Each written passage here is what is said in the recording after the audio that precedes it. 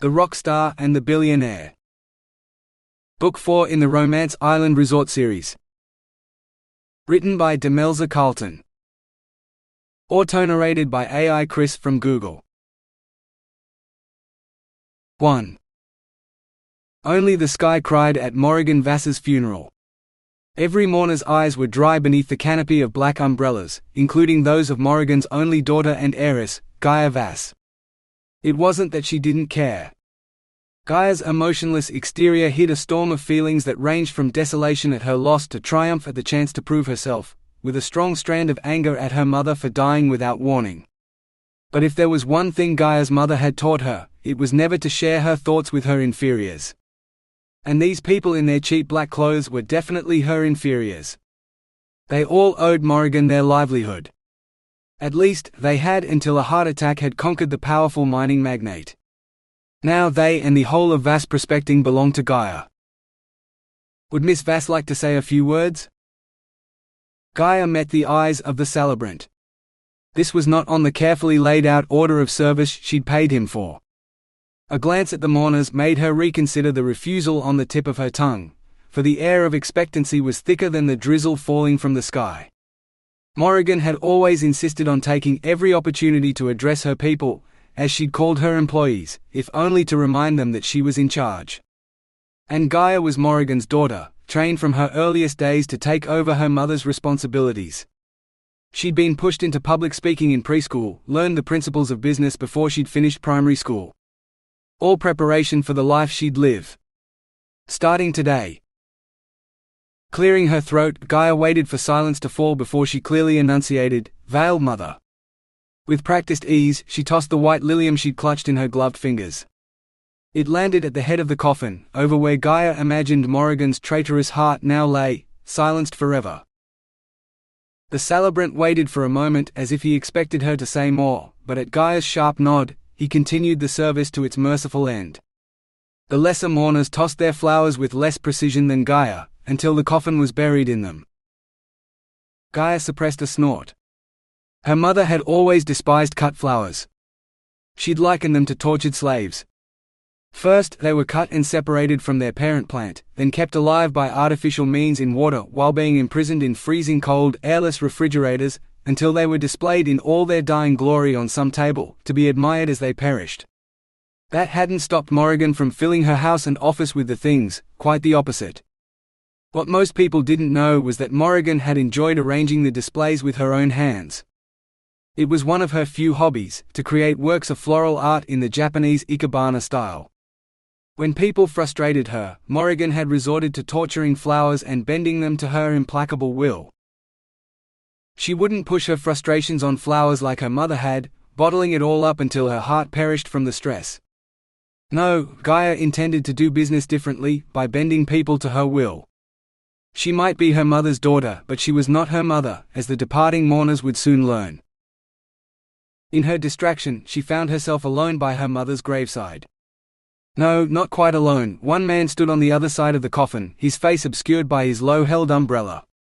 For a moment, Gaia's heart leaped as she wondered if it was her father, but the man folded his umbrella under his arm and she recognized her mother's managing director, James Stewart.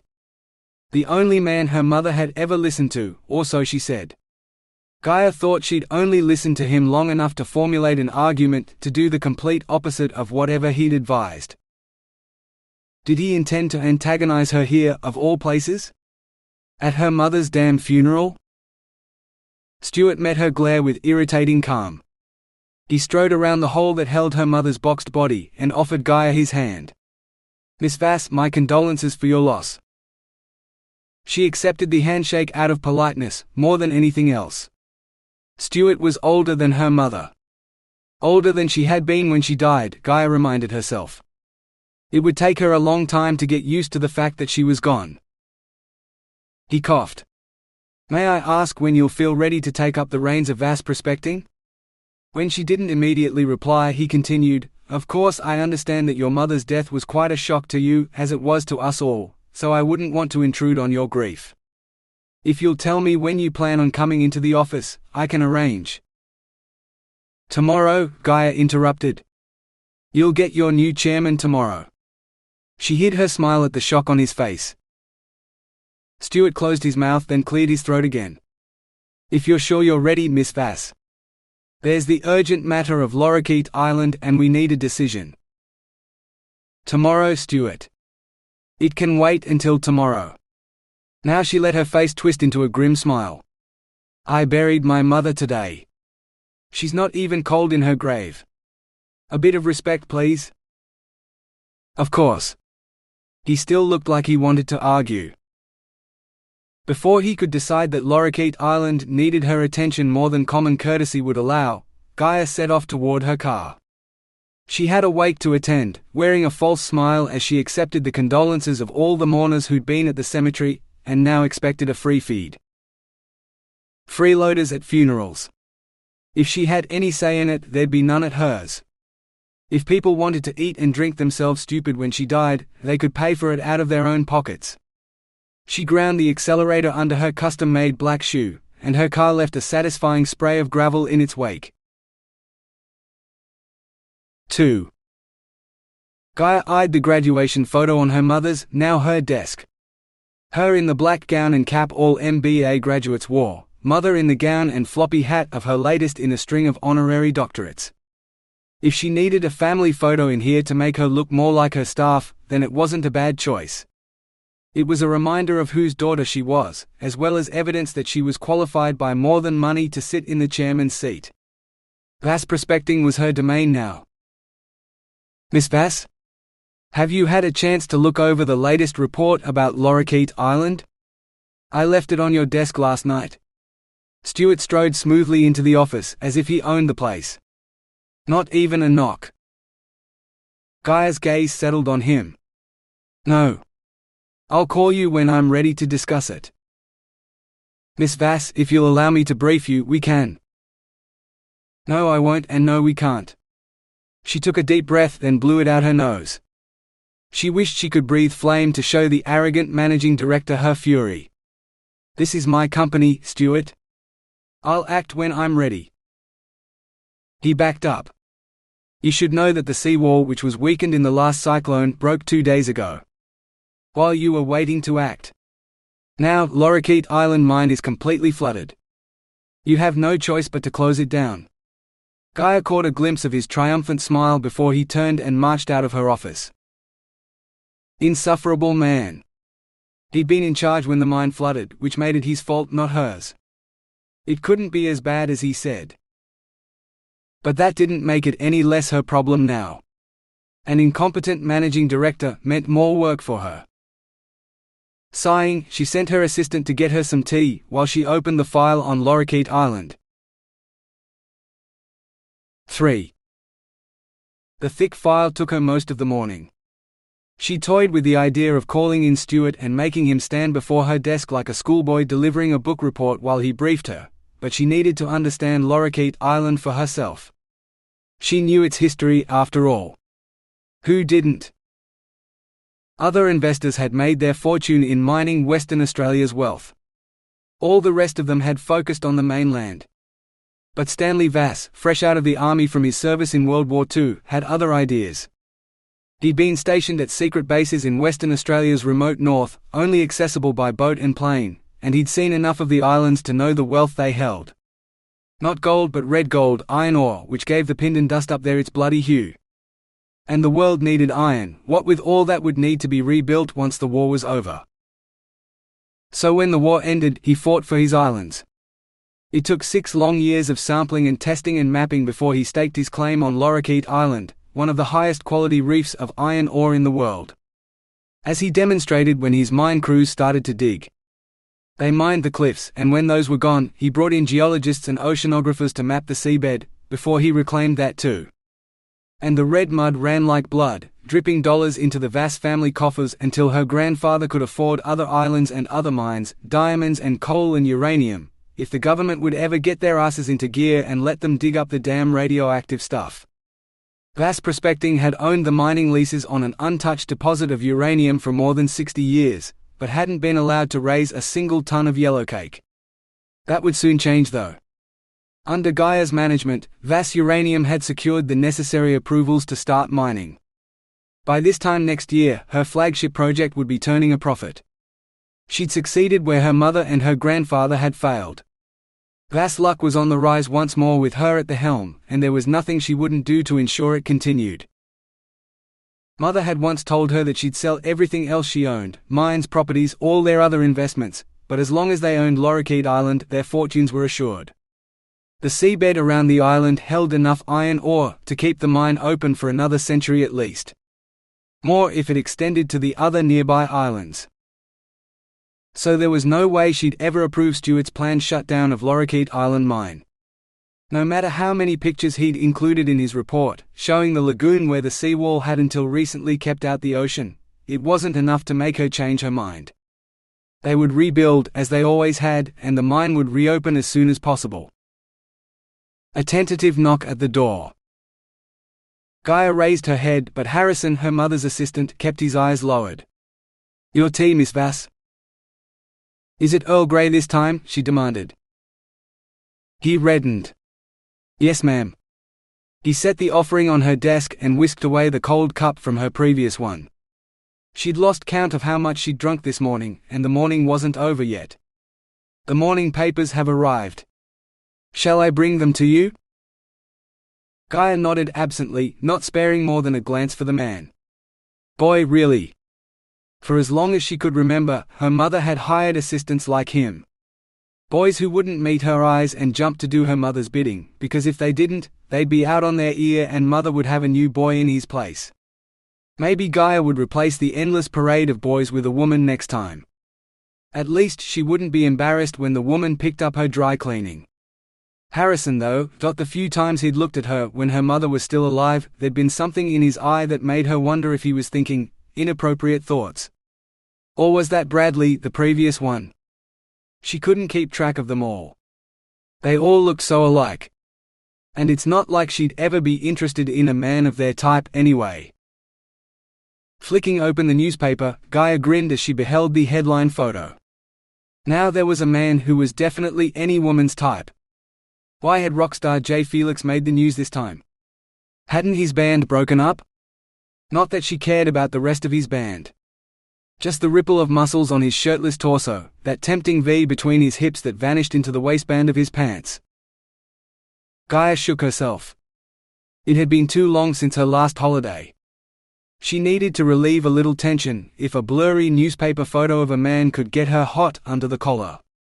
A holiday somewhere private, where she could have a little liaison with no strings attached, and no rumors to follow her home. Not this week, though. Her eyes returned to the headline article that accompanied the picture, announcing that Jay Felix would be sponsoring some major travel convention in the city next month, and he was offering a stay at his favorite private resort as a door prize. A private resort? That might suit her, Gaia mused, scanning the article for details of the resort's location. The prize included flights to Broome and transfers to Romance Island Resort in the Buccaneer Archipelago. No, that couldn't be right, could it?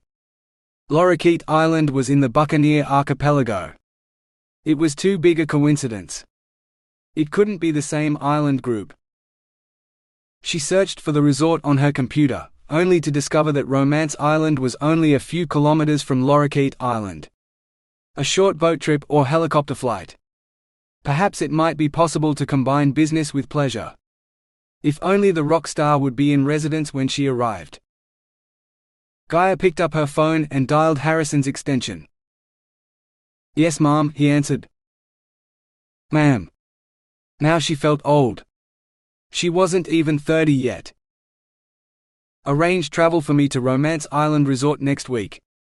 I want a whole week there, with a helicopter at my disposal. Their best accommodation. With privacy. No, make it 2 weeks." "Yes, ma'am," he repeated. Gaia gritted her teeth. "And you will call me Miss Vasse?" "Not ma'am." "Yes, Ma, Miss Vasse." She hung up without another word. It was definitely time to negotiate a merger between business and pleasure.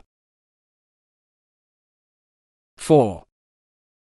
Stuart's drawl made Gaia drowsy, and once we have those in place, we can commence the shutdown.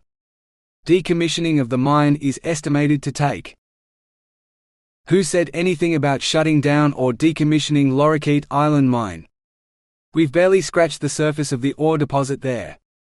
Gaia glared.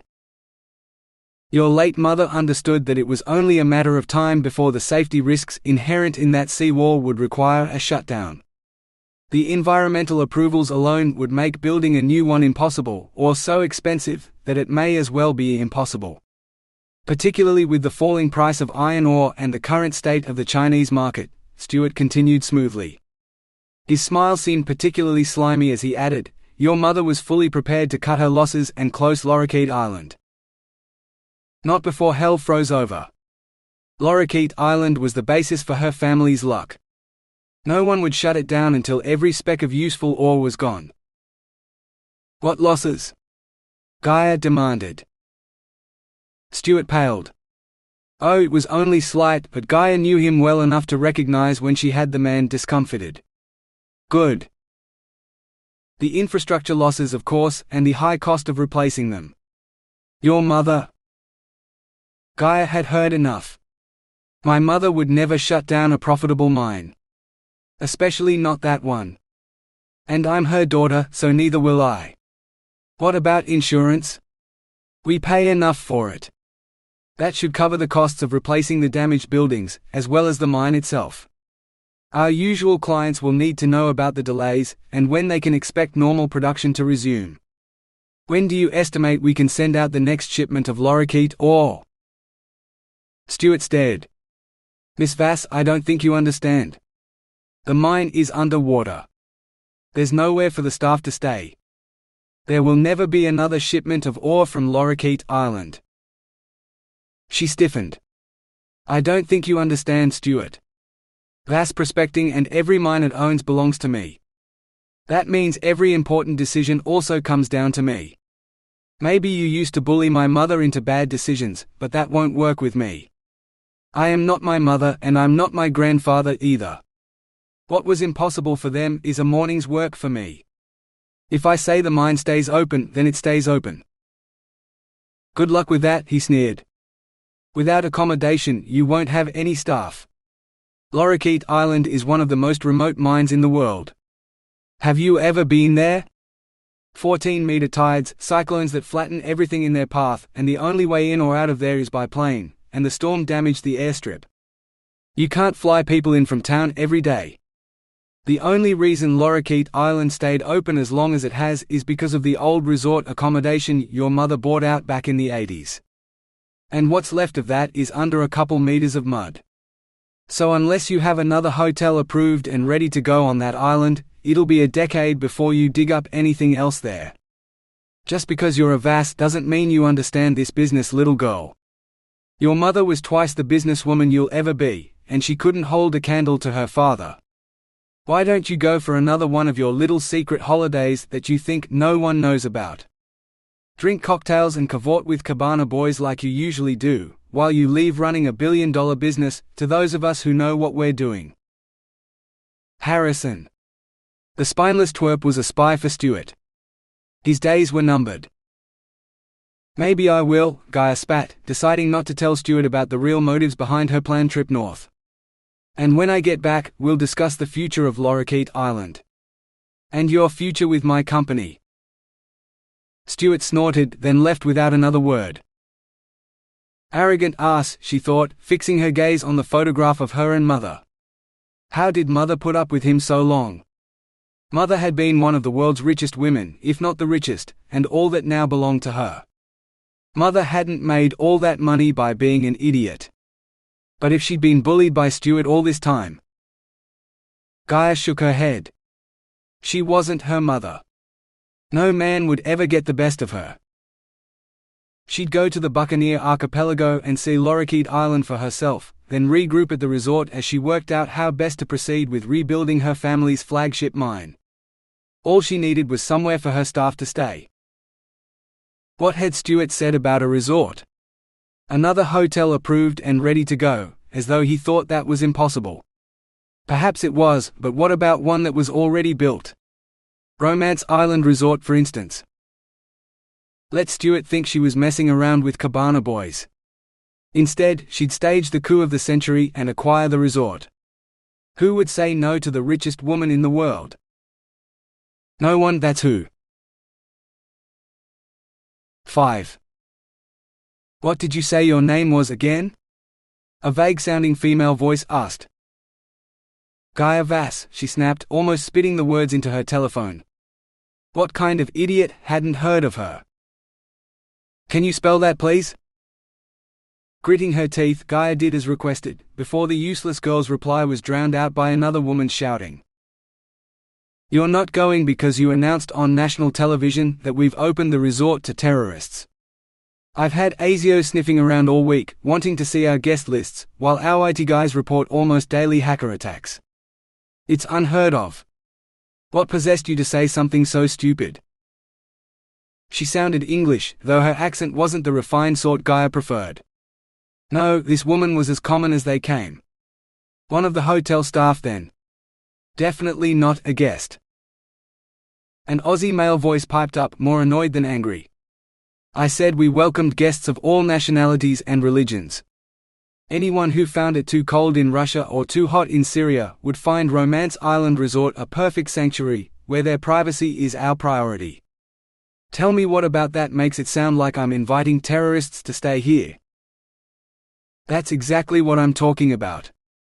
Every word makes it sound that way and you don't get it. That's why I'll manage the media for the resort from now on. I don't have time to go to Perth, but now some ASIO agent Dunn calls me every day until I fly down so he can interrogate me. No way are you going anywhere near that convention.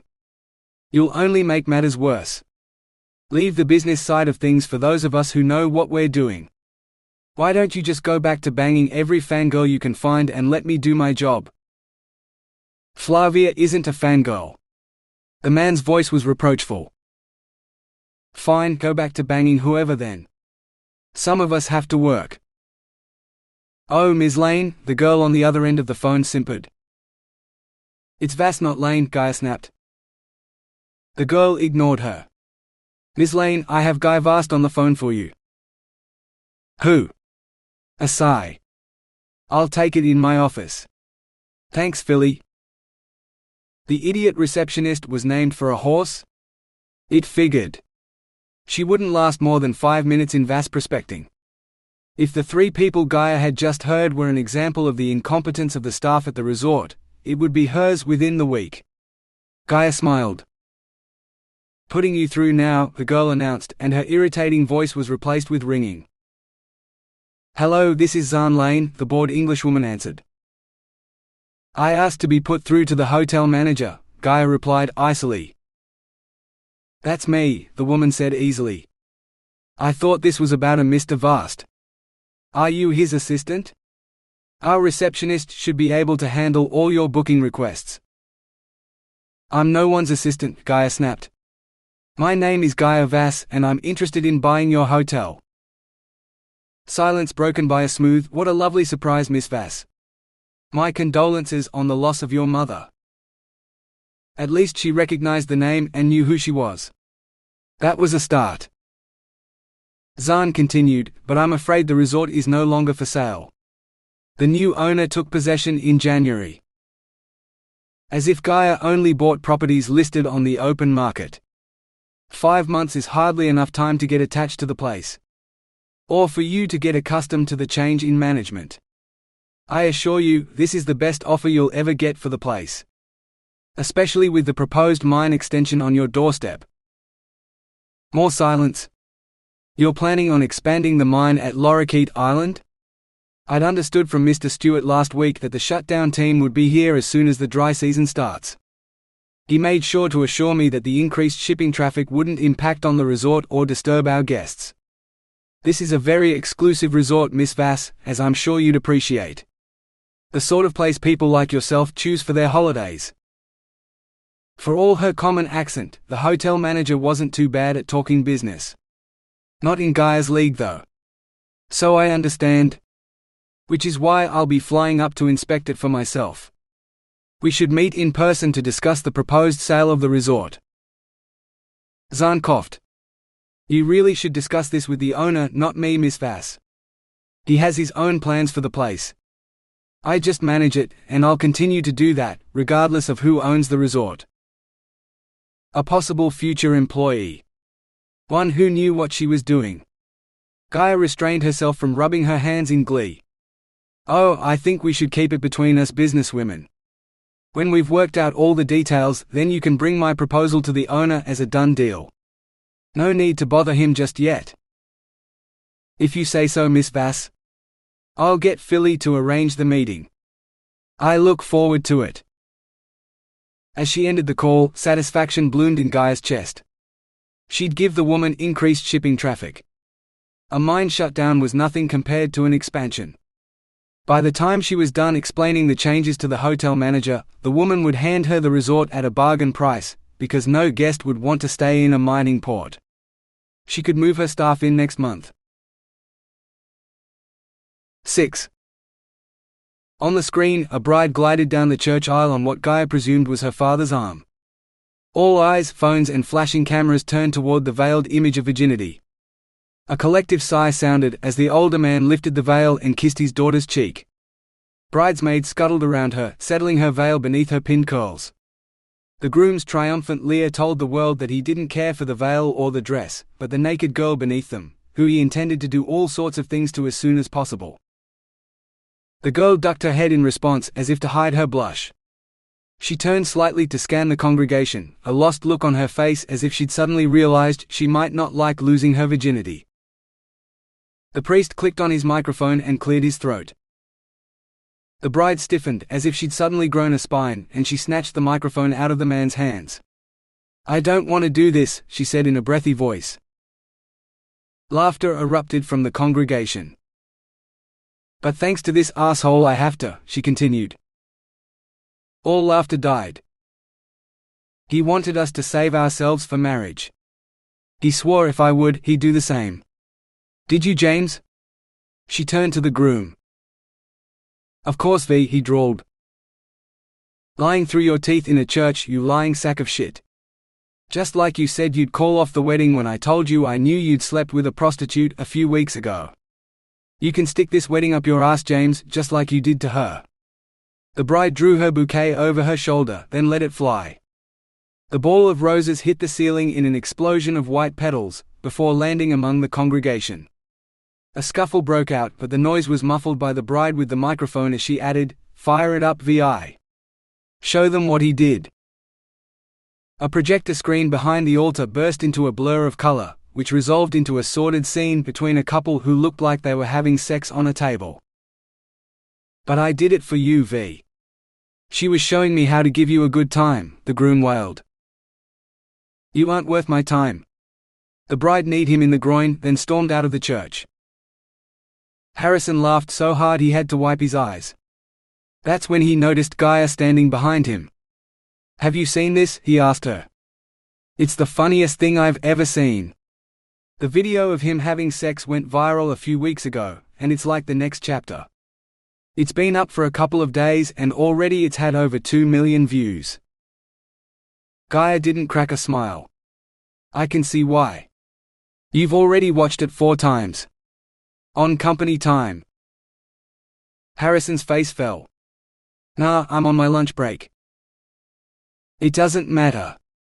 Company policy on using office computers for pornographic material says it's instant dismissal, Gaia said steadily. Goodbye, Harrison. Harrison waved at the screen. But that's not pornography. It's a wedding. Everyone was still dressed. The sex tape on the screen looked pretty pornographic to me. We can take it up with HR if you like and leave the definition up to them, or you can just resign. She kept her eyes on him. She wouldn't blink first. Harrison hung his head. I guess I could find another job in the next 2 weeks while I finish up here. I said instant dismissal. Pack your things and get out. But Harrison reconsidered and closed his mouth. He tucked his wallet and phone into his pockets, grabbed his coffee mug and slouched out. Good riddance, Gaia thought. She hadn't expected getting rid of Harrison to be as easy as the bride breaking up with the groom. If it had been her, she'd have set the guy up with the prostitute, to test his loyalty. After all, the cameraman with the viral videos had been so conveniently in the right place at the right time. That was no accident. "You're nothing like your mother," Harrison spat, appearing in the doorway. He must have found his balls outside or some sort of courage. She never would have thrown out family. "Are we related?" Distantly, through marriage perhaps, Gaia thought, but she didn't remember him from anywhere aside from the desk he just vacated. "My father worked himself into an early death in your family's asbestos mines. I'm all Mum's got left, and the government won't pay for the medicine she needs to stay alive. She'll die if you fire me." He jutted a defiant chin for what Gaia suspected was the first time in his life. She shrugged. "You should have thought of your mother when you chose to watch pornography in the office. At least you have the luxury of a mother who's still alive. I'm not wallowing because my mother is gone, or wasting my time watching other people having sex." She didn't mention that she had just done so, 4 times in fact, as a familiar heat grew between her thighs. She wondered what it would be like to be taken over a table like that. It wasn't something any of her male partners had dared to do to her. Ugh! Was she seriously considering sex in such an uncomfortable position, without being in control? She needed to scratch that itch, and soon. "Bitch," Harrison snarled, then stomped out. Gaia didn't deign to reply. He was beneath her, after all. Would she ever meet anyone who wasn't? 7. "More champagne, ma'am?" the air hostess asked. She didn't seem to care that the clashing combination of pink and orange on her uniform was hideous. Or perhaps she didn't know. Gaia shook her head, and the woman in the garish dress left her alone with her financial review. A glance out the window told her that they weren't in Broome yet, for the monotonous landscape of red rocks stretched from one horizon to the other. Not for the first time, it reminded her of the surface of Mars. Was that particular planet as rich in mineral resources as her own? If it was, the mining company who claimed it would be rich beyond its wildest dreams. There'd be no pesky environmental regulations, for there'd be no environment to ruin and rehabilitate afterwards.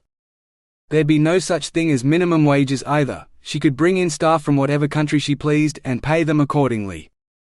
No unions, no safety standards. Mars would make gold mines look insignificant in comparison. The stewardess' voice startled her out of her Martian dreams. "Could you please stow your table, ma'am? We're about to commence our descent into Broome." Broome. Mars could wait. First, she had this world to conquer. Then she could start on the next. 8. A man wearing shorts and knee socks carried her bags to the waiting helicopter. Gaia hadn't seen a grown man wear anything like it since she was a kid, and even then it was rare. He looked like an overgrown schoolboy.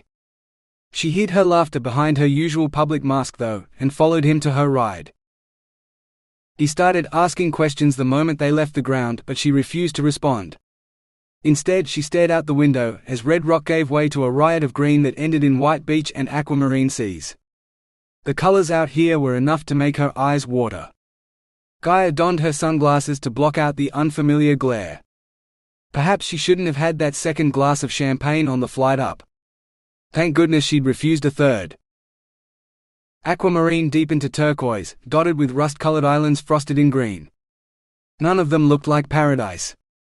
In fact, many of them resembled the photos of Lorikeet Island, though without the buildings. Maybe that meant the vegetation hid rich ore bodies like the Lorikeet one.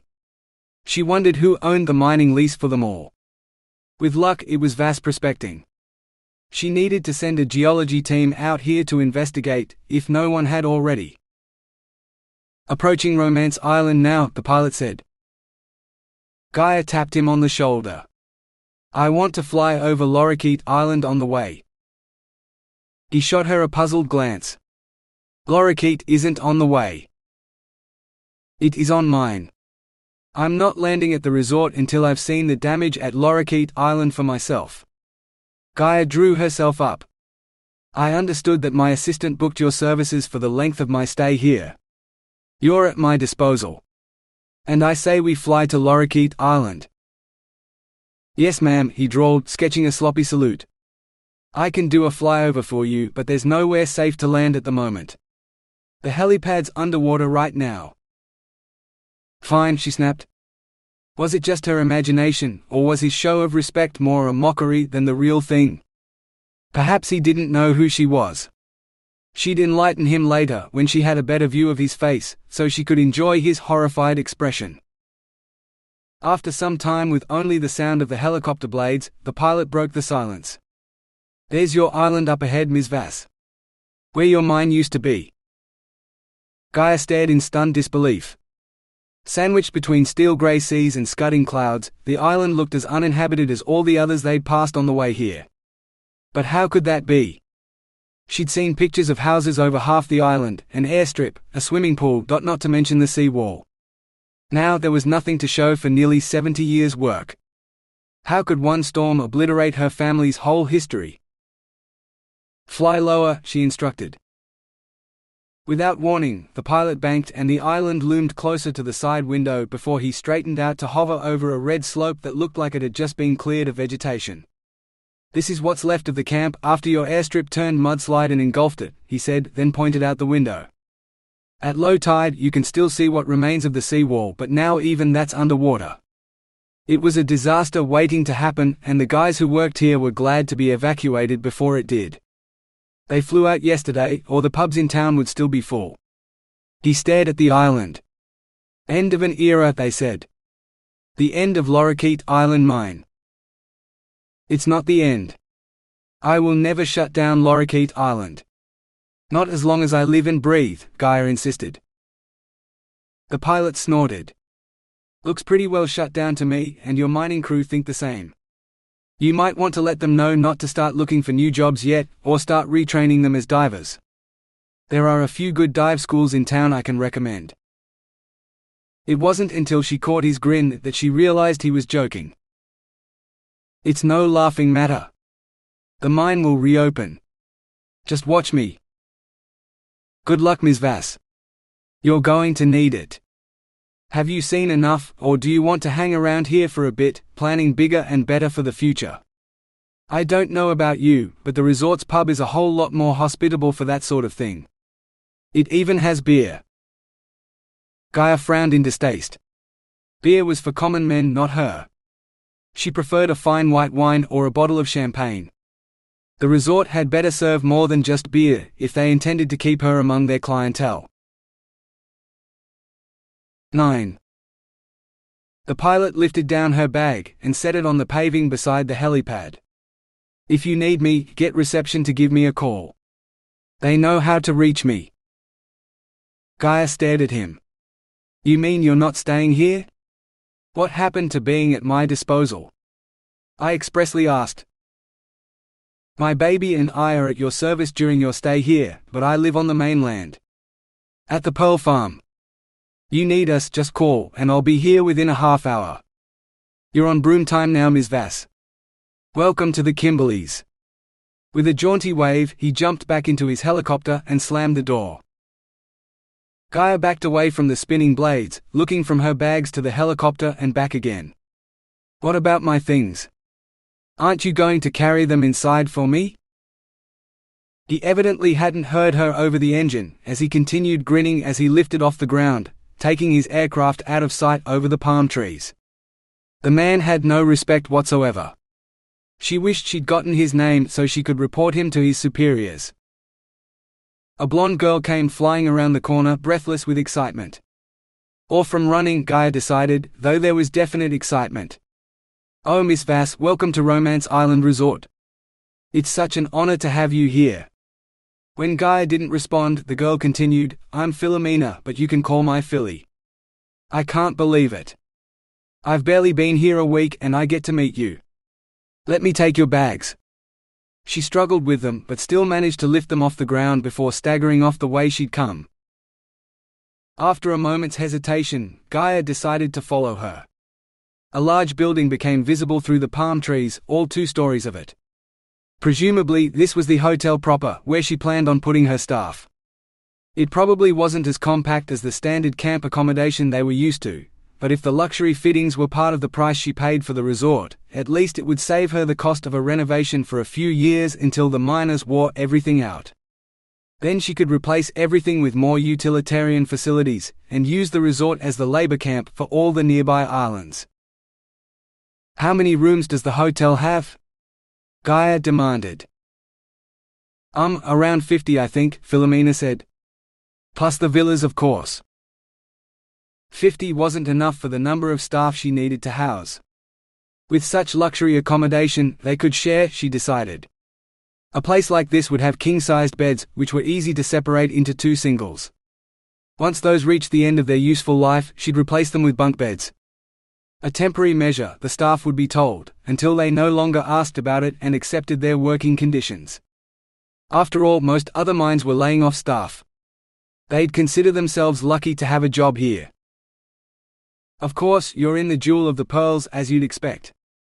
Villa Maxima." The girl beamed as if the name should mean something to Gaia. "When is my meeting with the manager?"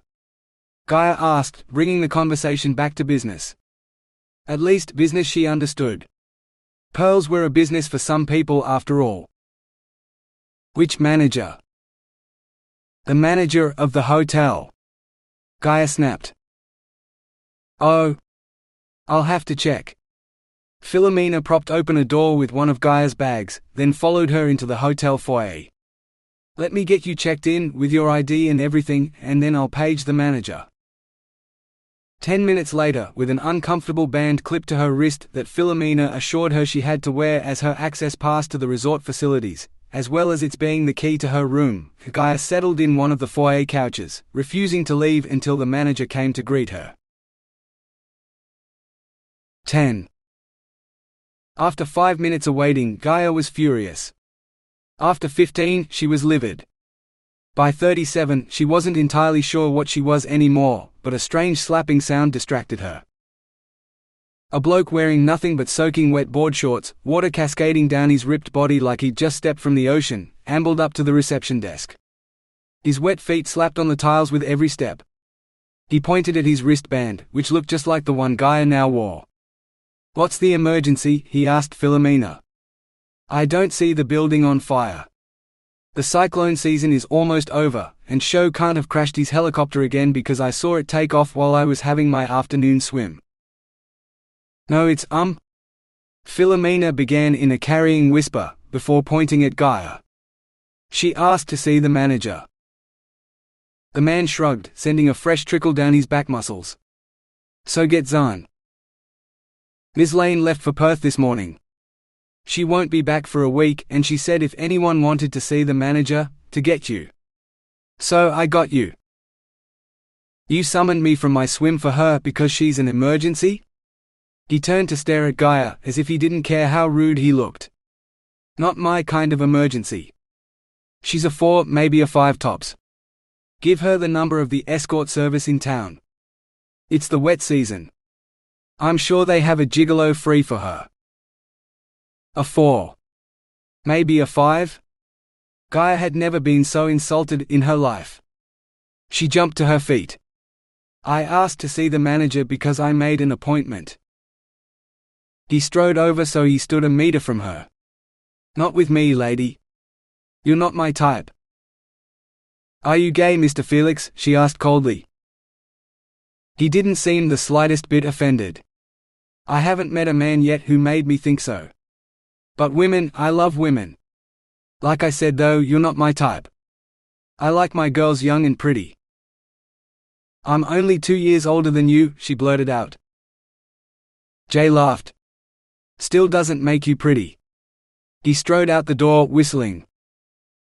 Gaia wasn't sure whether she wanted to run after him and tackle him to the ground or beat him over the head.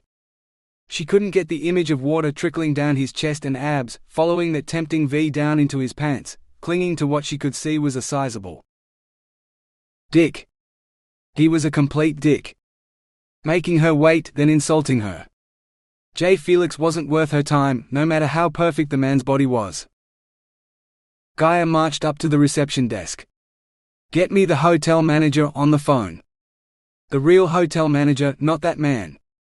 Now." Philomena nodded and dialed.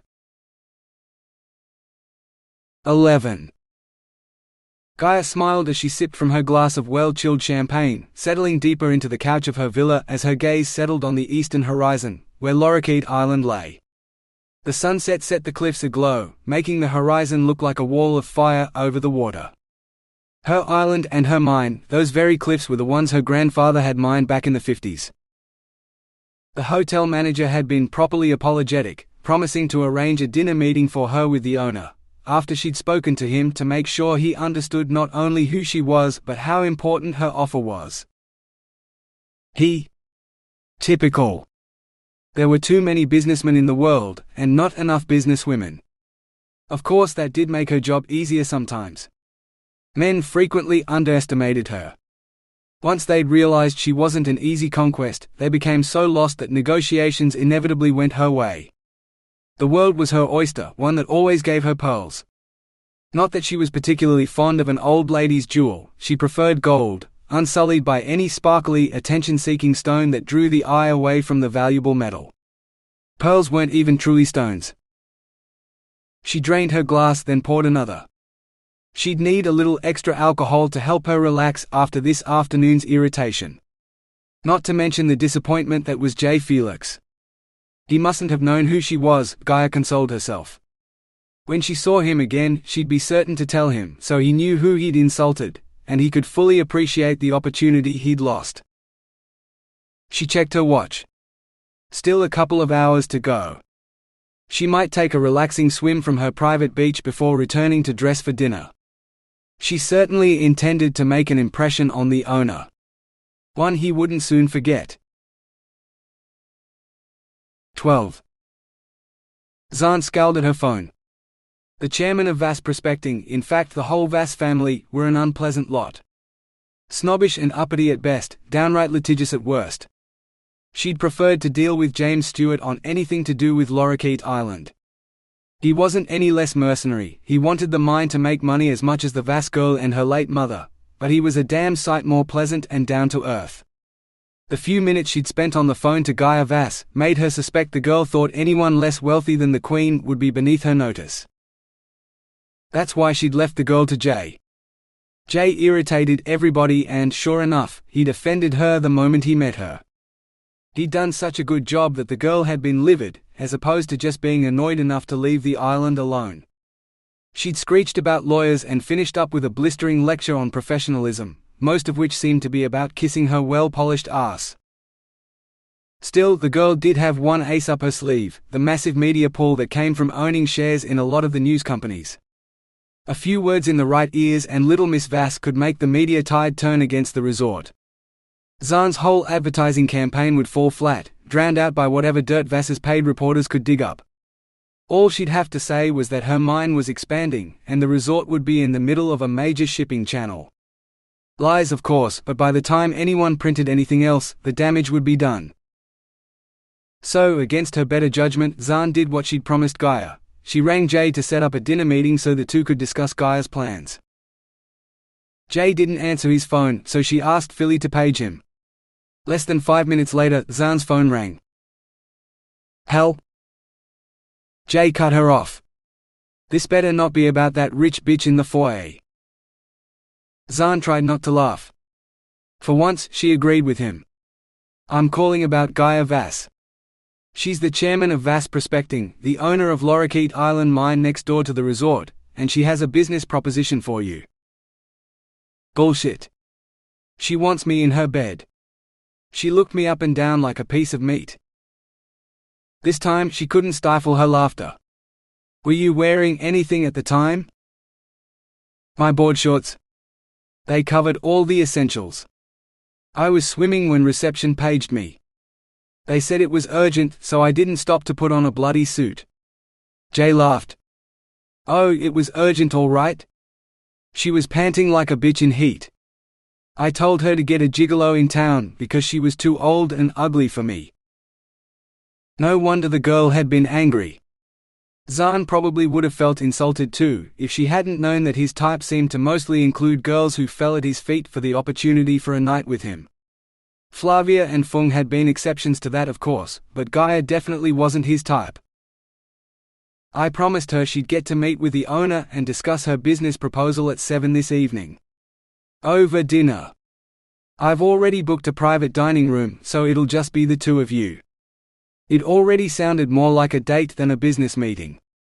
All I ask is that you hear her out, possibly get a copy of what she's proposing, and don't agree to anything. Not verbally, and definitely not in writing. Even if nothing's binding without Joe or my signature, she'll still try to hold you to whatever it is. She's got more lawyers than you do. And if she tries to rip my clothes off? Jay grumbled. Zahn grinned. I imagine you're used to that, rockstar. Do whatever you usually do. But if you end up doing her on the dining table, I don't want to hear about it. I can name 50 women I'd rather do on the dining table instead of her. Zahn sighed. She didn't want to know that either. Just remember that she has a lot of clout with the media. If you annoy her enough, she might make trouble with the press. Jay laughed. That's the last thing I'd worry about. I have no secrets from the media. They have everything from naked photos from when I was arrested for lewd conduct in Sydney through to, I dunno. What's another picture of my bare ass in the entertainment news? Old news. Before Zahn could give him any more advice, Jay ended the call. She sighed. It was his resort after all. She just managed the place. Somehow, she wasn't sure he had the full measure of Gaia Vasse just yet. She prayed that he did before anything bad happened. 13. Dinner was scheduled for 7, so at precisely 11 minutes past, Gaia swept into the private dining room wearing a dress from the resort collection some Australian designer had begged to give her. She hadn't found an occasion to wear it to yet, as the white linen and lace seemed too casual for a formal occasion, yet too pretty for work. Tonight it was perfect. She produced a gracious smile for her host, only to discover that she was alone. So much for being fashionably late in order to make an entrance. The rude owner wasn't anywhere to be seen. Mentally, she dropped the price she was willing to pay for his resort. How dare he keep her waiting? He was worse than that rude rock star, whose rippled muscles could rot off before she'd ever think of. You again. Jay strolled in, grabbed the bottle of champagne from the ice bucket and sloshed some into a glass before offering her the bottle. Drink? Gaia shook her head irritably. Get out.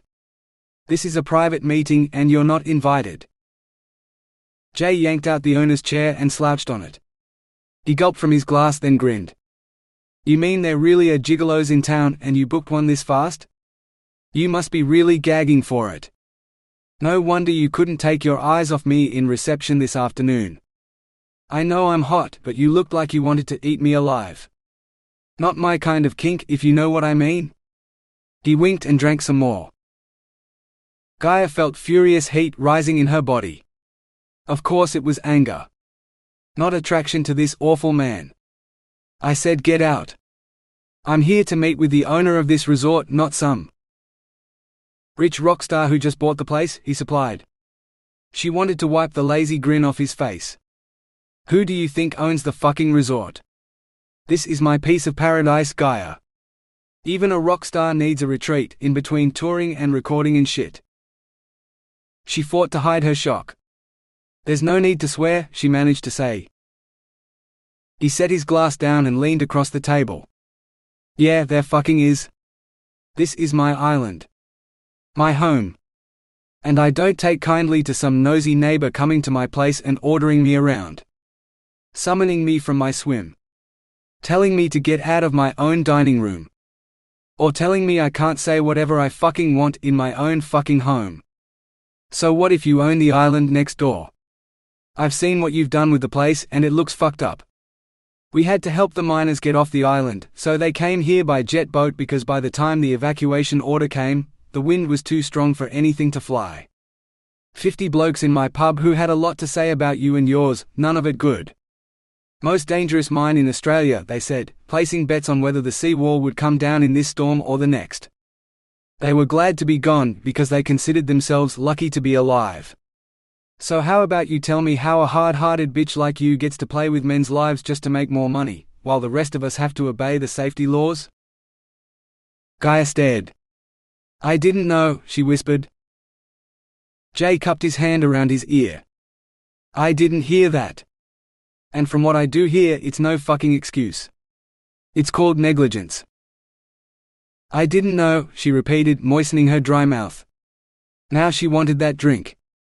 I only inherited the mine from my mother last week. I wasn't managing it before then. She killed people? Jay snorted.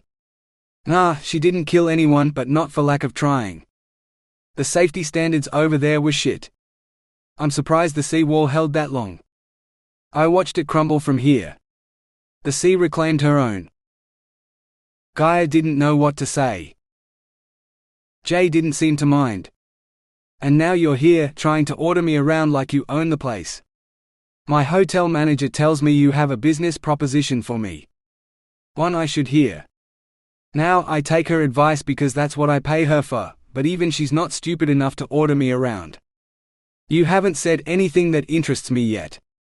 So what's this proposition that's so important? A waiter brought in their entrees, giving Gaia a chance to collect her thoughts. She glanced at her plate. Artistic swirls of something with a small caviar-topped mound in the middle. Properly presented food, whatever it was, so she dipped her fork and sampled it. Deeming the food acceptable, she shrugged her shoulders and took a little more. Jay hadn't touched his. He sat there expectantly, his eyes not leaving her. Why are you here? Because she'd seen a panty-melting picture of him in the paper. Gaia tried to swallow but choked instead. She grabbed her glass of wine and used it to calm her coughing. I want your island, she said hoarsely. Jay burst out laughing, slapping his hand so hard against the table that the glasses shook. You're joking, right? She shook her head. You're not mining my island, turning it into a sandpit beside a toxic waste dump while you work men to death here. No fucking way. Gaia wanted to shrink away from his anger, but she couldn't. Her fortune depended on her courage. She summoned a sneer.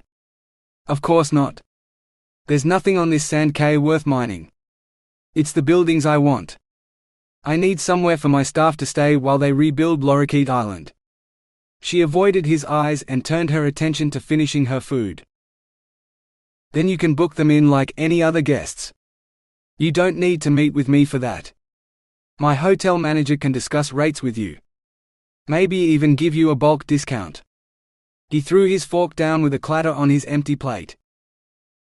The sound summoned a waiter, who cleared away the dishes while Gaia waited. Finally, they were alone again. That's not acceptable.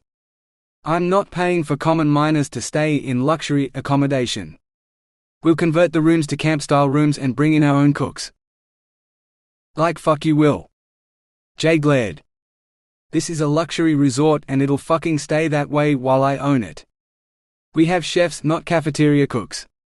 He waved at the main course now sitting before him. Gaia fought to keep her patience. That's why I propose purchasing the resort. The changes will occur after the property has changed hands. Jay swallowed a large mouthful of food. No changes and no changing hands. I'm not selling. Mr. Felix, when the mine reopens, and it will, we'll be increasing production as we plan to mine several of the other nearby islands. 1 ship a week will become 1 a day. Dredges will circle your island, making your pristine wilderness into a tiny oasis in the middle of a busy mining port. All the traffic will scare away the fish, the birds and any other wildlife that makes this reserve so unique, until there's nothing left. No one will want to stay here. Your resort will go bankrupt and then I'll move in and buy it from the receivers at a bargain price. She flashed a smug smile. Be reasonable. Mine is the best offer you'll ever get for this place.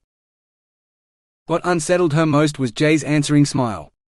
You do that and I'll close down the resort. No staff, no guests, just me and maybe some temporary staff when I'm here. And an environmental monitoring crew, to record the damage until I take you to court. My lawyers are the best, Gaia insisted. You can't possibly win. "I don't have to," Jay replied. "All I have to do is get enough media attention for the court case to reach the ears of the environmental regulators in Perth. Maybe Canberra too. And the protesters.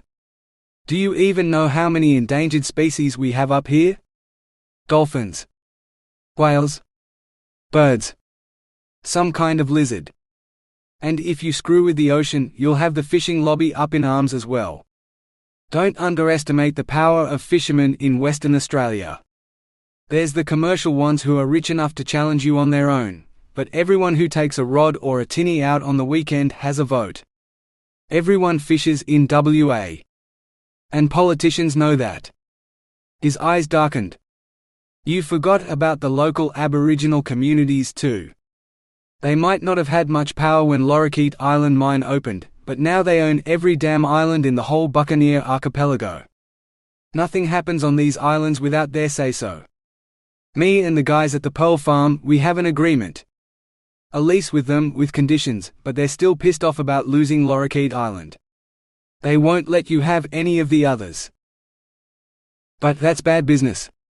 Closing your business indefinitely on the chance of getting public support to stop me? It could take years. Think of all the money you'll lose. I'm a rock star, not a hotel tycoon. My business is making music.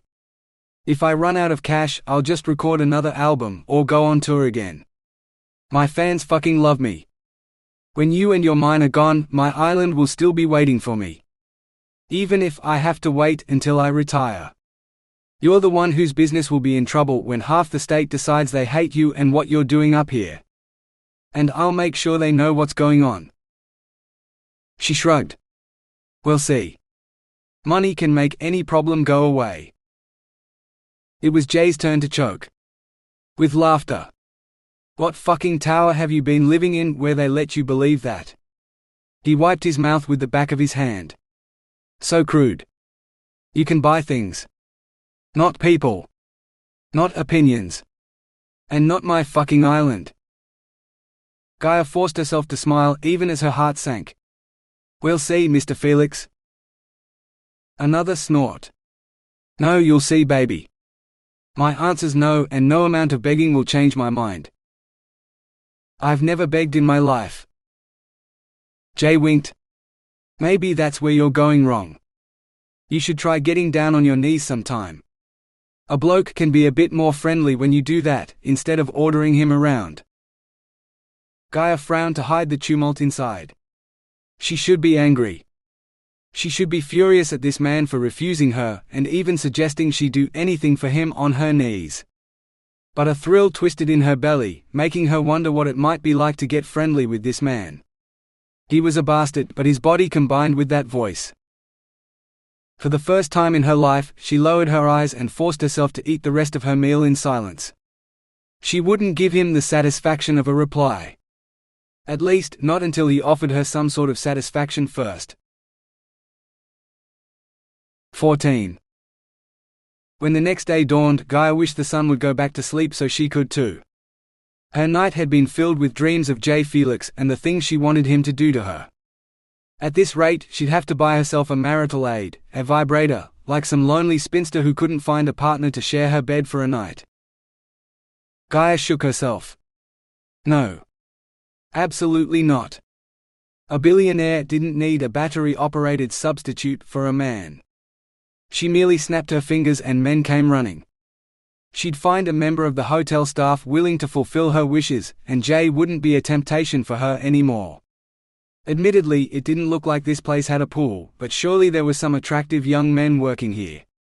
The resort uniform of shorts and short-sleeved shirts certainly gave a girl the opportunity to get a good look at the available talent. The doorbell chimed, alerting her that her breakfast had arrived. Gaia slipped into a robe, hers not the hotel's, and made her way to the door to allow the room service attendant to make his delivery. He had nicely toned calves beneath his shorts, she noted, deciding that the rest of him looked suitably fit for her tastes. He certainly wasn't as skinny as Harrison, that was for sure. "Will there be anything else, ma'am?" he asked. Gaia favored him with a seductive smile. How might a single girl go about acquiring some male company for an evening here at the resort? To her horror, the young man laughed, then tried to hide it with a cough. When he'd managed to compose himself, he said, "You might want to try the hotel bar, the Jungle. It won't be open until the afternoon, but most resort guests like to watch the sunset from there as they grab a few drinks." She hadn't expected him to be too bright, but most male staff at the other resorts she'd visited recognized a hint when they heard one. Evidently, Australian resorts were different. Fine. She'd lay it on thick until he did understand. And what if I'm not interested in the resort guests so much as the resort staff? His eyes turned cold. Then you're out of luck, ma'am. The resort has strict rules about staff who fraternize with guests. It's grounds for instant dismissal. Gaia waved away his worries. How would they even know what happens in the privacy of a guest's villa? Oh, they'd know, ma'am. The security here is the best because that's what our guests expect. You enjoy your day. Before she could say a single word in response, he hightailed out of the door. Of all the impertinent, had a delivery boy actually refused to sleep with her? What was wrong with the people on this island? No respect whatsoever. It must be the influence of the owner, Mr. Rude Rockstar himself. Humph. Him and his talk of begging last night, after he'd refused to consider her offer for his island. She'd show him. Today she'd confront him, turn on her most charming smile, and seduce him into her bed and out of his island. Business was war after all, and all was fair in love and war. That bastard was about to find out just what sort of ammunition she had in her arsenal, and he wouldn't be able to resist. Because if he did, she'd become the first billionaire to buy a vibrator, and that definitely wasn't going to happen. Not to Gaia Vasse. 15. Gaia glanced in the mirror one last time. Did the wrap dress have to show quite that much cleavage? Perhaps she should wear it with one of her shell tops underneath, like she usually did. With so much of her breasts on display, she feared she looked like a common prostitute. Not that she'd ever seen a prostitute in the flesh, but she'd seen enough movies. No. She'd seen the pictures of Jay with his many fans in the newspapers. After his concerts, he'd been photographed with girls showing far more flesh than the soft swell of her breasts on either side of this plunging V-neck. Most of them left very little to the imagination. If that was what Jay preferred, then perhaps she could flatter him just a little by giving him what he wanted. Then she'd be more likely to get everything she wanted. Was his bottom as firm to the touch as it looked? Gaia caught the blush blooming on her cheeks before she turned away from the mirror. It was now or never. Doubting the directions the receptionist had given her, Gaia glanced at the names of the villas as she passed them. Hers was Maxima beside Pink Tartar, then there was Albina, Margarita Ferra and Akoya, before the path led off into the jungle, without a sign to tell her whether it led to the owner's villa or not. She hesitated for a moment, before marching around the corner. A sign half hidden behind a palm frond pointed the way to Villa Penguin. It looked official enough, but why on earth had the man called his house after a waddling bird instead of a pearl like all the others? Perhaps she'd ask him. Knowing Jay, he might not have had any reason at all for doing it. After all, if the man was crazy enough to close his business and wait until protesters had closed down her project, who knew what other insane ideas he had? No. He couldn't be that crazy. His comments last night had been a bluff to get her to increase her price. She'd decided, some time between one erotic dream and another. There must be a point to the Penguin too. No one did silly things just for the hell of it. Gaia marched up to his front door and rapped on the glass.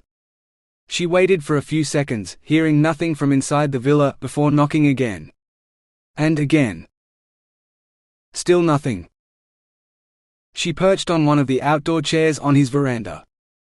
Was he home and ignoring her, or was he somewhere else on the island?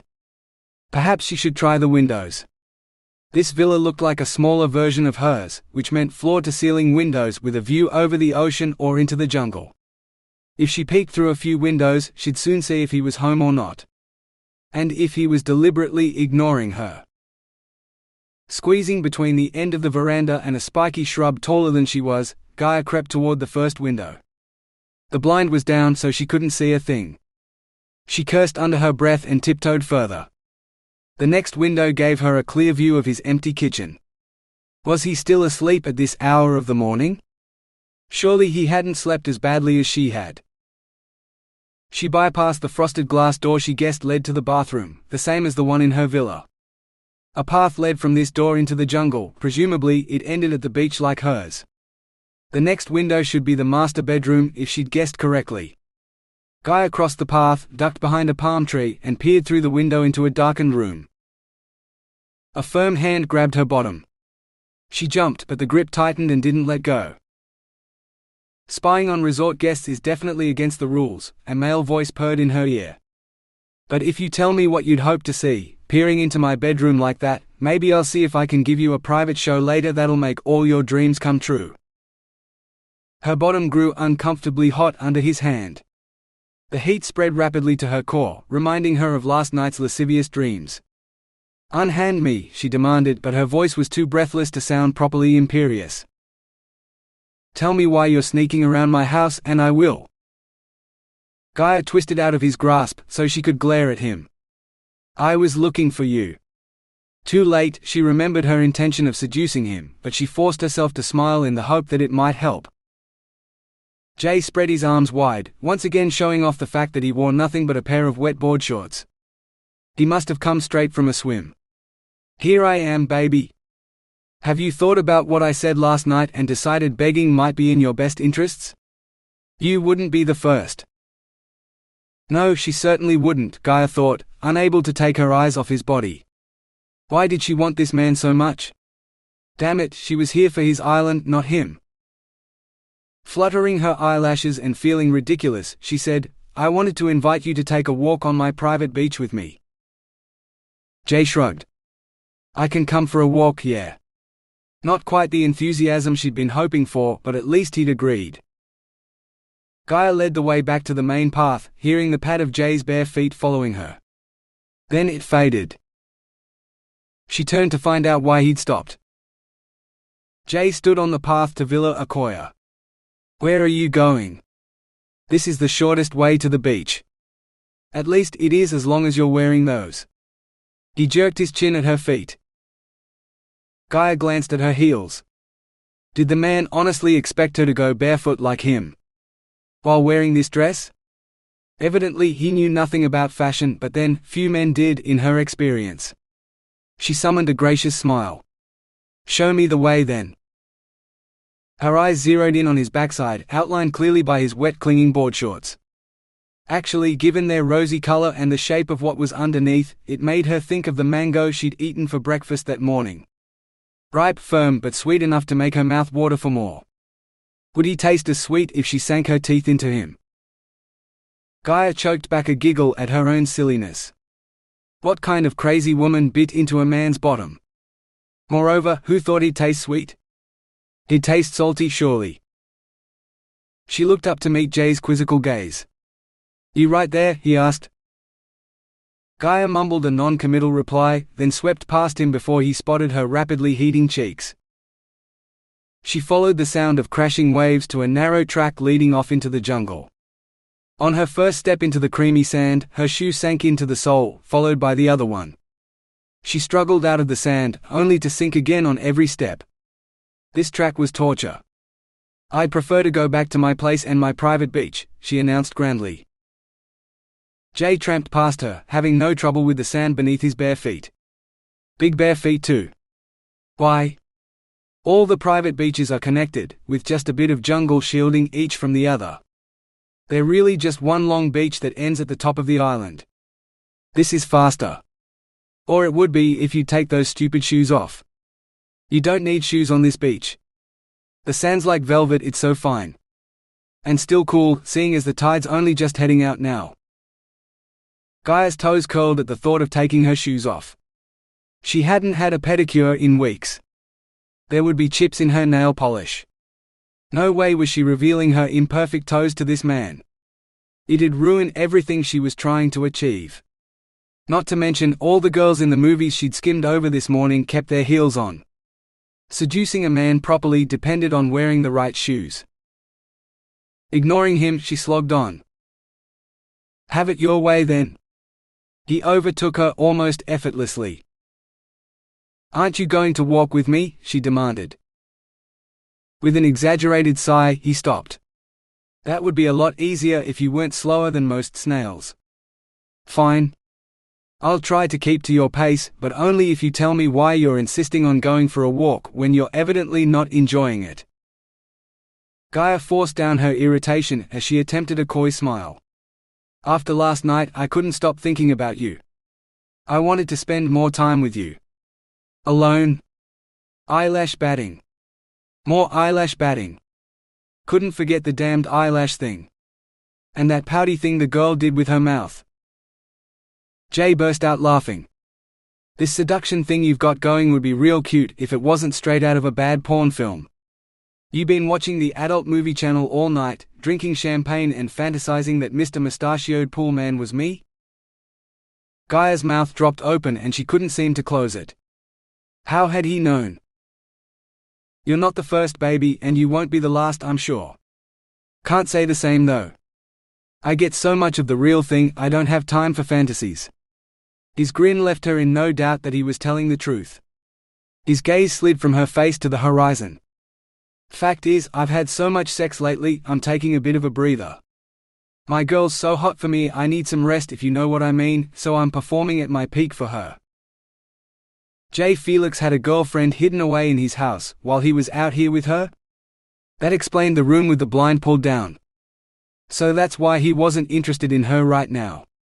He had some little playboy bunny waiting to fulfill his every desire. But that bunny was nobody compared to her. "So where is she then? This perfect playmate of yours?"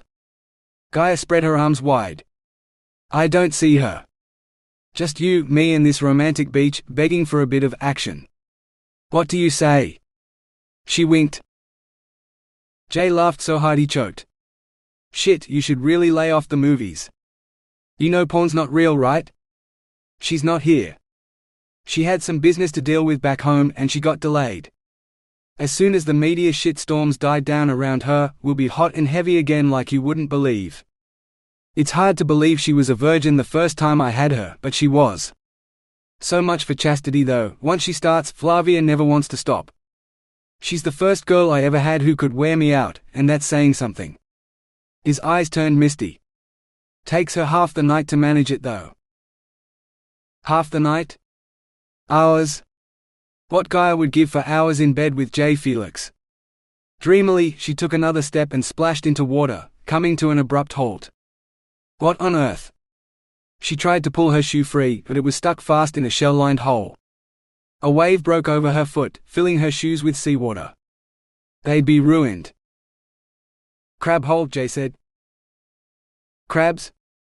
As in live ones with claws?" "They were fine once dead, steamed and garnished on her plate, but still alive?" Gaia tugged frantically at her foot, but the shoe was stuck fast. As if this wasn't bad enough, the rain clouds overhead took that moment to dump their cargo in a shower of stinging drops. Stuck, nearly shoeless and fast becoming soaked, she turned to Jay and begged, "Help me." "You didn't say the magic word." She stared at him. An insolent grin curled his lips as he stood there with his arms folded, just out of her reach. The rain didn't seem to faze him at all. Of course it didn't. He was wearing a pair of wet board shorts, not designer clothing that was rapidly becoming as ruined as her shoes. She swiped at her brimming eyes, hoping he couldn't tell the difference between tears and rain. Her hand came away smudged grey. Now her makeup was running too. This was a disaster. "Please," she forced out through gritted teeth. When he didn't move, she wailed, "Please help me." Still he stood there. "You know, you could just take your shoes off. It's just a quick run up the beach to shelter." "And leave them behind?" "Never. Please help me." "Fine. But you owe me." He lowered his head and barreled into her, like the madman was trying to tackle her. The next thing she knew, she was lifted into the air, thrown over his shoulder like a doll, her bare feet kicking air. "Put me down," she demanded, struggling. "Do you want my help or do you want me to leave you here? Quit wiggling and I'll help you home." If you need me one more time, I'll drop you on the sand and you can find your own fucking way home." Gaia took a deep breath and stilled. Yes, he'd thrown her over his shoulder, but her body was screaming for more. She wanted him to carry her home and help her out of her wet clothes and have his way with her, over and over and over again, and her toes touched paving as he set her on her feet again. Gaia surveyed her surroundings and was shocked to see she was on the steps to her villa, right outside the frosted glass bathroom door. She could scarcely breathe. No man had ever done that to her before. She wanted him to do it again and so much more. "You're welcome," Jay said before striding off. The pouring rain soon hid him from sight. 16. Jay Felix had someone else. He'd rejected her for someone else. As Gaia scrubbed herself in the shower, she couldn't think of anything else but the mysterious girl. Jay appeared in the media with dozens of girls, but never had he been linked with just one. Had she missed the media statement somehow while she'd been too busy dealing with work? Slipping into dry clothes, Gaia found the number of her media manager and placed a call. She didn't wait for the woman to finish her greeting before Gaia barked, "Stephanie? I need you to prepare a brief for me on someone. I need to know everything about this girl who's currently dating Jay Felix." "Jay Felix? You mean rockstar Jay Felix? He's not with anyone that I know of. That'd be big news in the media for sure, if that tomcat ever settled down. He makes Mick Jagger look chaste and the guy's not even 30 yet." Gaia didn't have the patience to deal with Stephanie's shortcomings. "He said she's been the focus of media attention at the moment, so you must have heard of her. Flavia or Chastity or something. He said something about how he was her first, so you'd be looking for someone who hasn't been romantically linked with anyone famous until him. Find her, Stephanie. I want to know everything about her." And once she did, she could show Jay why the girl wasn't worthy of his time and he should pick her instead. Flavia? Chastity? Never heard of a girl called that. Oh, there was that virginity auction girl a few months ago. Her name was Chastity. But that's all died down now. I've never heard of someone called Flavia, unless it's that girl in the viral video. You must have seen it. But that has nothing to do with the rock star. Just a cheating groom who. Was Harrison not the only staff member who'd been watching that wedding video at work? I don't care what you do. Find her and find out everything there is to know about her. Send your report to my email. By tomorrow. Gaia terminated the call without a farewell. 17. Stephanie had outdone herself, Gaia decided, as they perused the report over breakfast. The media manager had unearthed a goldmine of dirt on the girl. Not only was she the bride in the video that had cost Harrison his job, but the girl herself was no better than a common whore who'd sold her body for cash. To a certain rock star, in fact. No wonder the man didn't want to sell the resort if he could afford to pay $1 million for a prostitute. Time to take a different tack. As if on cue, her phone rang. Gaia lifted the receiver to her ear. Yes? Ms. Vasse, I have Mr. Felix on the line for you, as requested, the receptionist said. A few soft beeps sounded, followed by the sound of someone breathing into the receiver. Not the receptionist. Hello Jay, Gaia purred. I have a proposition for you. Another one? No, you can't have my island. No, you can't have me either. And no, I don't want to take you for another walk on the beach while you're wearing stupid shoes. Gaia gritted her teeth. The tide had taken her shoes she'd found when she returned to retrieve them. Why hadn't he taken a moment to pick them up for her after helping her? But she didn't say it. Have you ever been to Lorikeet Island? She asked instead. No. It can't beat Romance Island. That's why we have a resort and your island's a mining pit. Or it was. There was no mistaking the taunt in his tone. She forced herself to stay calm. I've arranged for a helicopter to take me out there today to assess the damage. I'd like you to come with me. Why would I want to do that? He drawled. If he wanted to be difficult, fine. She'd learned business negotiation techniques before she'd learned to read. Now she had his attention, she needed to get him interested. I'd like to show you what my company is trying to save. The mine is only a small part of the island, and only one island out of over 1,000 in the Buccaneer archipelago. As long as the mine remains open, Vasse Prospecting protects the whole island group and much of the surrounding ocean. It's part of our operating conditions. I'm listening. Good. Now she needed to arouse his desire to help her. We've been protecting the islands for more than 60 years, when we started rehabilitating Lorikeet Island from the damage it sustained during World War II. It would still be bare rock if it weren't for my grandfather's vision. He dreamed of one day retiring on the island, which is why he allowed a resort to be built there, but he died before he could create the paradise he'd planned. My mother incorporated the resort into the mining camp so she could keep them maintained, respecting her father's wishes for the island. She never really liked the island, but I've always loved my grandfather's dreams. Except, I thought keeping it for himself is too selfish, when paradise should be shared with the world. What you've seen of Lorikeet Island so far is my mother's lack of vision. Let me show you what I have in mind. She could hear his breathing, so she knew he was still there. Trapped in her spell. Good. Now for the final touch to overcome his doubt. Mr. Felix, spend the day with me at Lorikeet Island today, and I swear, if you don't want to do business with me and help me achieve the future these islands deserve, I'll leave you and your island alone. Having delivered her killing blow, Gaia held her breath. If I don't want to make a deal with you by the end of today, you'll stop pestering me? If I just spend one day with you? Yes. She wished she could see his face. By the time most men started repeating her offer, she knew she'd close the deal, but Jay was an unknown quantity. He sucked in a breath. All right then. Yes. Gaia wanted to cheer so loudly it would be heard at Lorikeet Island, but she restrained herself. Meet me in the hotel foyer at 10 then. And bring your boots. 18. Gaia hated her steel-capped boots. From the weight to the clomping sound they made with every step to the sheer hideousness of wearing work boots, she wasn't sure what was worse. Safety standards being what they were though, she was dressed like a common miner. Long-sleeved shirt and long cotton pants tucked into her hateful boots and all topped off with a broad-brimmed hat.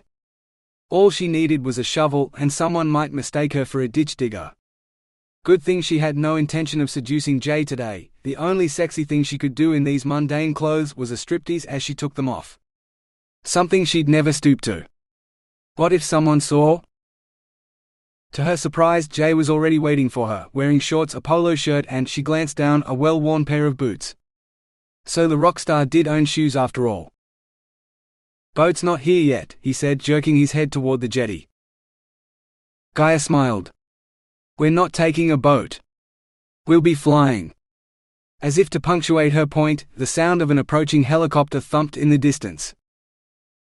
They both watched the aircraft circle overhead before settling down behind a screen of palm trees. Come on. Gaia set off toward the helipad. After a moment, she heard Jay scuffing along behind her. The pilot held the door open for her, so she climbed in before beckoning to Jay, who stood beside the gate with a mulish look on his face. What are you waiting for? She demanded. Yeah, I don't like helicopters much at the moment. Not after the last one I was in crashed. Gaia tutted. You have nothing to worry about this time. I've secured the best helicopter pilot in Western Australia, I'm told. It wouldn't have crashed if you hadn't decided to jump out of it while it was in the air, Sho growled. The rockstar jumped out of a flying helicopter? He was more of a thrill-seeker than she'd thought. I wouldn't have had to if you hadn't tried to. Boys. Gaia interrupted. This is my expedition. You, she pointed at Sho, are contracted to fly me and my guests wherever I ask you to. And you wanted to see Lorikeet Island, which means no jumping out early, right? Jay snorted. Gaia waited, but it seemed to be all the response she was going to get. Well then. Let's get going. She settled in her seat as Jay rounded the cockpit to the door on the other side. Jay climbed in. "And one other thing," the pilot said, eyeing Gaia, then Jay. "There will be absolutely no sex in my helicopter. You got that?" Jay laughed. "Sure thing, mate. I'm not sleeping with her. When Flavia gets back though, you better keep your bird in the air, because if she wants another round in here, I'm not going to refuse. That girl takes her membership in the Mile High Club very seriously." Gaia hid a smile. If she had any say in it, the rockstar's cheap tart wouldn't be coming back to the island anytime soon. In fact, she'd go into hiding for a long, long time. "I bet you've never had sex in the air." Gaia turned to find Jay's eyes on her as a blush crept across her cheeks. "Of course not. I'm sure Sho would be willing to fix that for you. I mean, I might have broken his baby in for him, but I bet he's dying to try it out for himself. You two could fly off into the sunset, engage the autopilot, and maybe he'll let you hold his stick for a bit." Jay laughed at her discomfort. "For your information, I don't have sex with every man I meet. Unlike some people," Gaia snapped. Jay stretched, his fingers brushing the ceiling. "I don't know who you mean. Can't be me. I mean, I can't recall the last time I had sex with a man. How about you, Sho? Something about you Zahn should know?" The pilot pressed his lips together but didn't respond. Gaia focused on trading her hat for her headset without mussing her hair too much. When she saw Jay had donned his headset, she whipped out her phone and held it out for a selfie. "Smile for the company magazine," she said, forcing herself to follow her own order as she snapped a few pictures. She was surprised to find Jay had grinned through every shot. At least the man had decent media training. Tucking her phone away, she addressed the pilot. "Can we go over the itinerary for today?" He leveled off so the entire Buccaneer archipelago spread out before them before he replied, "Sure." Flyover of Lorikeet Island and Yampi Sound before landing on our temporary helipad. Baz took it out by boat this morning. His fee, a couple cases of beer, will be billed to you at the resort. After landing, you'll be free to explore the island. Lunch is already aboard, thanks to the resort's catering department, and depending on our schedule, you can have it at Lorikeet, or Baz has offered the jet boat to access some of the sand cays as part of your afternoon charter. Gaia nodded in approval, then realized the pilot couldn't see her.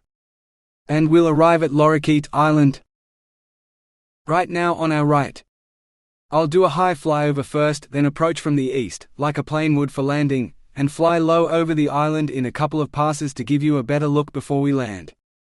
Baz picked a spot on the road for a landing pad," he said, "but I'm not sure how close it is to the camp, or even what state the rest of the road's in. Here we go." Gaia leaned in toward Jay, pointing out the window.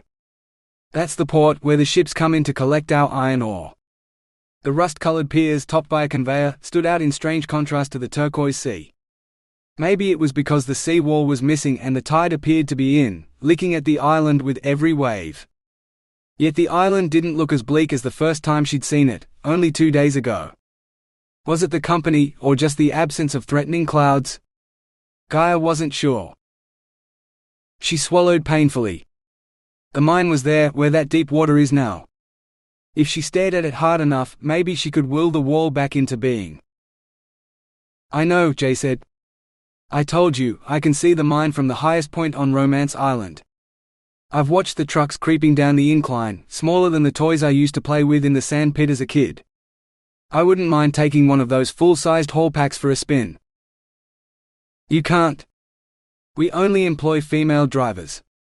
Gaia almost laughed at the surprise on Jay's face. "What, you thought only men worked at Lorikeet Island? We learned early on that women are better drivers. Fewer accidents means less downtime and fewer injuries. It's more efficient that way." "There weren't any women in the evacuation boats," Jay said. "Not that I saw, anyway. Maybe if they were really butch, I might not have noticed them though." The last shift of drivers didn't make it to the island before the evacuation order came. They're first to leave and last to arrive always. I thought it was because it took some time for the miners to extract a full truckload of ore, but it's safety. Some of the guys out there, they're men who don't get along well with other people. Men who don't have many qualifications or skills, and a surprisingly large percentage of them have done time in prison. Car thieves, backyard drug dealers and violent criminals for the most part, and some of them, aren't safe around women. Aren't safe around most people, to be honest, which is why the mine site's completely dry. No alcohol whatsoever. Anyway, the drivers have their own accommodation block up near the garage. You can't even see it now, it backed onto the cliffs below the airstrip. Most of that was buried in the landslide when the rain loosened up the airstrip, and it slid down the hill. Hard to believe there was a cliff there, higher than the one where my grandfather first started mining. Gaia's pointing finger drifted from the muddy slope to the terraced cliffs above the port. We'll have to bring in more mining equipment to dig out the trucks. The equipment sheds are underwater now, along with everything in them. Where's the mining camp? Jay asked, leaning over her to peer out the window. Gaia felt unusually hot with him so close, but she tried to hide the tremor in her voice as she replied, "Down there, under the mud. There's nowhere for them to stay, which is why I need your resort." Jay grunted and shifted back to his seat. He surveyed the island for a moment before he said, "So, what are those buildings?" "Those old Queenslanders?" Gaia dismissed the fibro homes, raised on stilts like the old colonial buildings in Broome. "Full of asbestos. Why the storm couldn't have buried those instead of the newer buildings, I don't know. They were built during World War II when there was a secret army base out here. They camouflaged them to keep the Japanese planes from spotting them, I'm told. Instead of being torn down, they were refitted to be part of the resort back in the 80s, but nobody uses them now. And some idiot in town got them heritage listed with the local council, so now we can't touch them. Maybe if I'm lucky, they'll collapse in the next storm. Not likely if they've stood there for 70 years. They built to last back then." Gaia sniffed. "Built to kill, more like. That's how my grandfather died. Asbestosis destroyed his lungs. He never got to retire out here like he'd planned." The helicopter rose over the ridge and communications tower that marked the highest point of the island. The ridge narrowed into a low-lying peninsula, bracketed by two spectacular beaches, which ended in another rise of rock. This was topped by her grandfather's private villa, overlooking the ocean. "You can see the whales from there." Jay peered out the window. "I don't see any. They're only here half the year, I think. I don't know. My grandfather's villa houses some whale researchers when the whales come up. They observe them and count them and whatever else it is researchers do." She drew herself up proudly. "As long as the mine remains open, we can support projects like whale research. Yampi Sound is unique. We have the largest population of humpback whales in the world, more than 30,000 the latest reports say, and they all come up here to breed every year.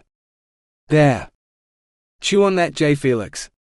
Protesters would be beating down his door if he forced her to cut the budget on whale research." "Yeah, I know. I've watched them humping from my house. Bet your grandfather pulled chicks really easily too. I mean, he wouldn't have to ask girls back to his house for coffee or to see his etchings. They could come out here to watch whales humping to really get them in the mood." Gaia's cheeks heated. "I'm sure he did nothing of the sort." Jay laughed. "Your mother had to come from somewhere. From what I hear, he wasn't exactly young when she was born either. He had to throw a sweetener in there somehow." He leaned in. "Go on, tell me the thought of whales doing it in the water doesn't make you hot." Gaia crossed her legs self-consciously. How on earth did he know? "Are you ready to land, or do you want me to do another sweep?" Sho asked, his interruption so welcome Gaia almost wanted to kiss the pilot. "Yes, land please." On the ground, she could put some space between her and Jay so he couldn't see the effect he had on her. She had to think like the businesswoman she was, not some horny teenager who just wanted to rip Jay's clothes off and… "So I can go for a walk and leave you lovebirds to it, hey?" Jay said. Gaia wanted to smack the smile off his smug face. "No. So I can get out of this helicopter and away from you." "So no island tour anymore? You reneging on our deal?" "No. She sucked in a breath. "I'll still take you on the tour. I just need some air is all. And space." Jay shrugged. "Whatever, baby. I know I make everyone hot. Even you. Nothing to be ashamed of." The pilot snorted, then banked in a tight turn as he came into land. Gaia forced her breathing to stay even. She couldn't afford to lose control while she was alone with Jay. Her cool, calm business head had to prevail while her hormones took a hike. At least until she'd finished with Flavia. 19. The pilot opened her door and Gaia climbed out, her boots crunching on the rocky red dirt as she stepped off the helipad matting. She stood on the road between the beach and camp, staring at the deep ditch in the sand where someone had dragged the rolled-up matting from the water to its current position. It looked frighteningly like the crocodile tracks she'd been shown in her safety briefings when she'd first joined the company. She glanced around, worried. Jay was taking his sweet time getting out, and he'd probably only laugh at her fears, so she turned to the pilot. Pointing at the tracks, she asked, "Are there any crocodiles out here?" The pilot's smile was gentle, without a hint of laughter. "On the mainland, yes, and some of the nearer islands, but I've never heard stories about them swimming this far out to sea. You can see from the footprints on either side that it was Baz, not a croc." He stamped his foot, then pointed at the print he left behind. "See the ridges? Those ones are smooth. Crocs have claws and they don't wear reef sandals. The rest of us are wearing boots. Those are Baz prints from this morning." She relaxed a little until the pilot's words had sank in. The only footprints on the island belonged to the three of them, and the mysterious Baz. The cyclone had wiped away all traces of the miners, and they were too far out to sea for crocodiles to swim. Suddenly, a field trip to this remote island didn't seem like the wisest plan. The cliffs rose up, hemming her in as the wind whipped up a willy-willy in the dust at the top of the hill. Her mouth grew dry as the whirling dust. What if something happened to her? Or the pilot? How would they get back if he got hurt and couldn't fly? Or the helicopter was damaged in another landslide? Or Baz'll be here in a couple of hours with the boat, just like you asked. You can check his shoes then if you like, the pilot reassured her. As if she cared about the man's shoes. But a boat, she breathed again. A boat was another way off the island if something bad happened. She could manage a couple of hours out here until the boat arrived. Her business depended on it. Gaia pulled her phone out and passed it to the pilot. "Could you please take some pictures while we're walking around the island? Like we discussed on the phone when we agreed on the itinerary." She avoided his eyes, but she saw him nod as he took the phone from her. He knew what she needed. Now it was her job to make sure he got it.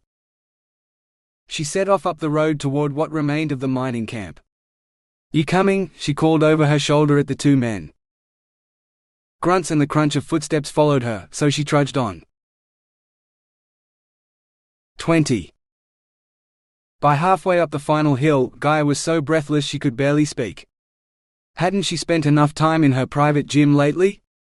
Was that why she was so unfit? Or was it the heat and the dust combined that made the steep slope such a challenge? She glanced at Jay, who powered past her with a grin on his face. "Come on, slowpoke. You want to see what's at the top, don't you?"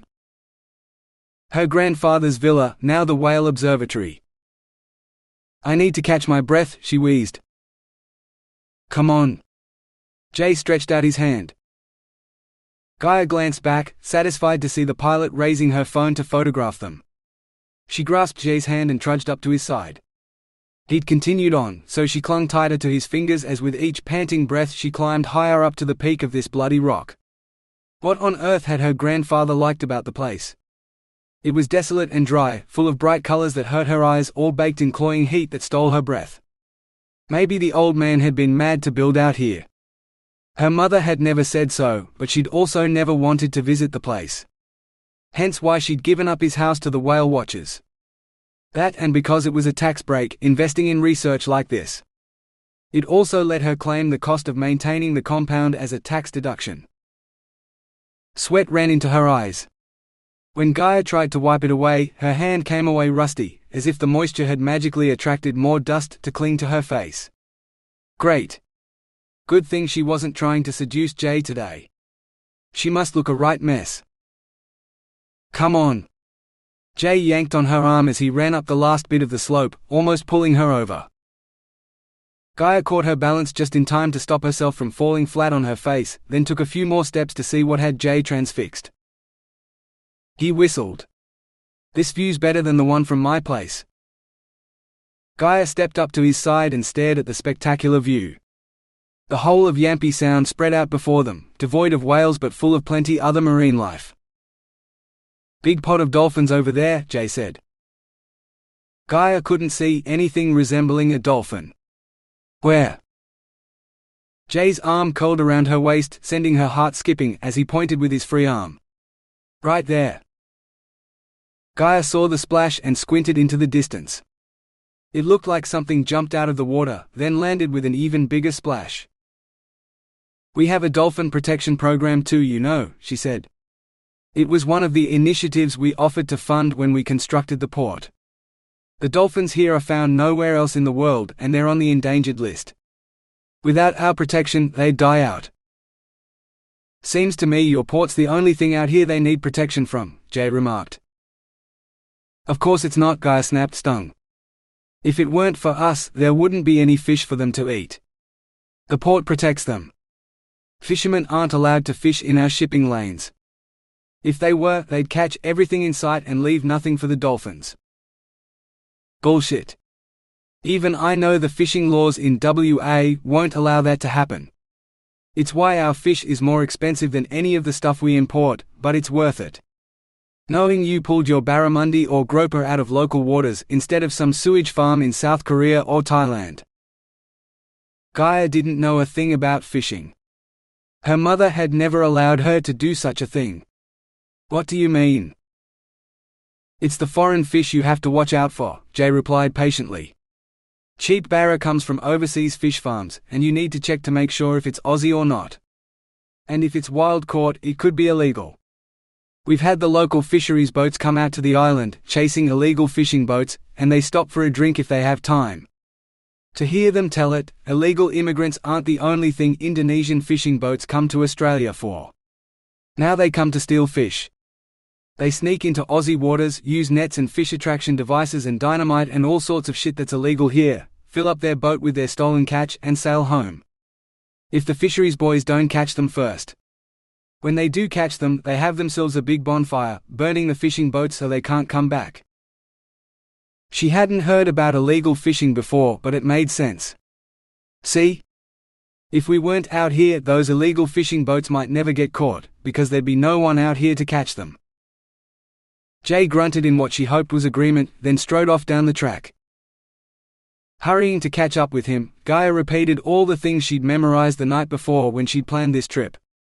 She talked about the remediation and revegetation programs Vasse Prospecting paid for throughout the islands, the expeditions they'd funded to find and destroy unexploded ordnance from all the target practice during the war and afterwards, the apprenticeship program they funded in town to train local youth to take up positions in the mining industry, the similar program they ran in the men's prison in the Pilbara, the jobs they provided for local people and unskilled laborers, the bird sanctuary on Lorikeet Island, and that was just off the top of her head. Jay fell silent, impressed by her company's social and environmental reputation, or at least she hoped so. She didn't pause for breath until they reached the helicopter again, after touring the entire perimeter of what remained of the mining camp. So what do you think? I bet you didn't know half of what Vasse Prospecting does for the community. In fact, I'm sure you thought all we did was mining. A nervous giggle escaped, which Gaia was quick to silence. Jay shrugged. I'm hungry. When's lunch? Lunch? Surely it wasn't anywhere near noon yet. Gaia glanced at her watch. She was surprised to discover that it was just after 1 in the afternoon. They'd been talking and hiking around the island for more than 2 hours. No wonder she was thirsty. The pilot produced a foam cooler box. Thank fuck. I hope you have cold drinks in that. Jay ripped the lid off the box. His face lit up as he fished out a beer and cracked it open. He downed half the can in one gulp, then wiped his mouth with the back of his hand, sighing in pleasure, looking for all the world like a blue-collar worker in a beer commercial. Gaia felt a jolt in her midsection. For the first time in her life, she wanted to drink beer, licking it off Jay's lips and fingers before kissing him, the taste of his cold tongue in her mouth coated in the dry drink as his hands caressed her, undressed her, and… Jay thrust something cold into her hand. "Fuck, take it. You looked like you were about to jump me for mine. If I'd known how much you love beer, I'd have said ladies first." Gaia gazed at the beer can he'd given her. It wasn't what she wanted, but she'd have to drink it now, or admit to her fantasy about him. He'd only laugh and reject her again. She slid a finger under the ring pull, jerking the can open before taking a slow sip. Ugh, it tasted awful, but at least it was cold. She sucked at the can a little longer, trying not to gag at the taste. How something so cold and wet could be as dry as sandpaper on her tongue, she didn't understand. Jay crunched his empty can in one hand and flung it into the rubbish bin in the helicopter cabin. "What's for lunch?" The pilot pulled out a folding table and proceeded to set it up on the beach, complete with tablecloth and cutlery. This time it was Jay who led the way, sliding into a seat before Gaia sank into hers. "You not joining us?" Jay asked the pilot. "Nah, my lunch is up there." He nodded at the helicopter. Jay shrugged and served himself, too caught up in his quest for food to notice the pilot taking pictures of the two of them. Gaia's smile grew. She selected some sort of sandwich and sank her teeth into it, not really tasting the filling. Her mouth tasted of dust and beer anyway, anything was an improvement over that. Despite the dust and drinks though, her day was definitely going according to plan. Now if only Jay would continue to cooperate this afternoon. 21. The talk turned from turtle sanctuaries to ancient rock art to dolphins as the jet boat skimmed over the waves and between the whirlpools, skirting the uninhabited islands. Sleek bodies surfed their bow wave before leaping off in search of food. Gaia had never seen so many dolphins in her life, and she had to admit, she now saw why people were so passionate about protecting them. They looked like they were smiling and happy and having fun all the time, as if they didn't have a care in the world. Jay wore a similar expression, whooping when the boat sped up or he spotted something else he wanted to point out. A thrill-seeker through and through.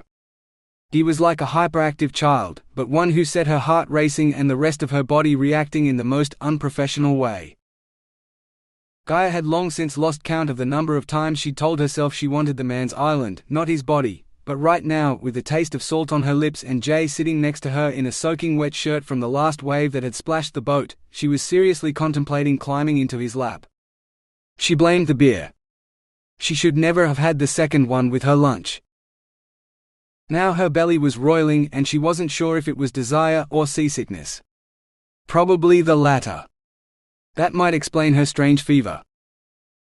The jet boat slowed to a stop in a rocky bay. To her surprise, Gaia recognized the pilot standing on the beach. He still held her phone. "Good.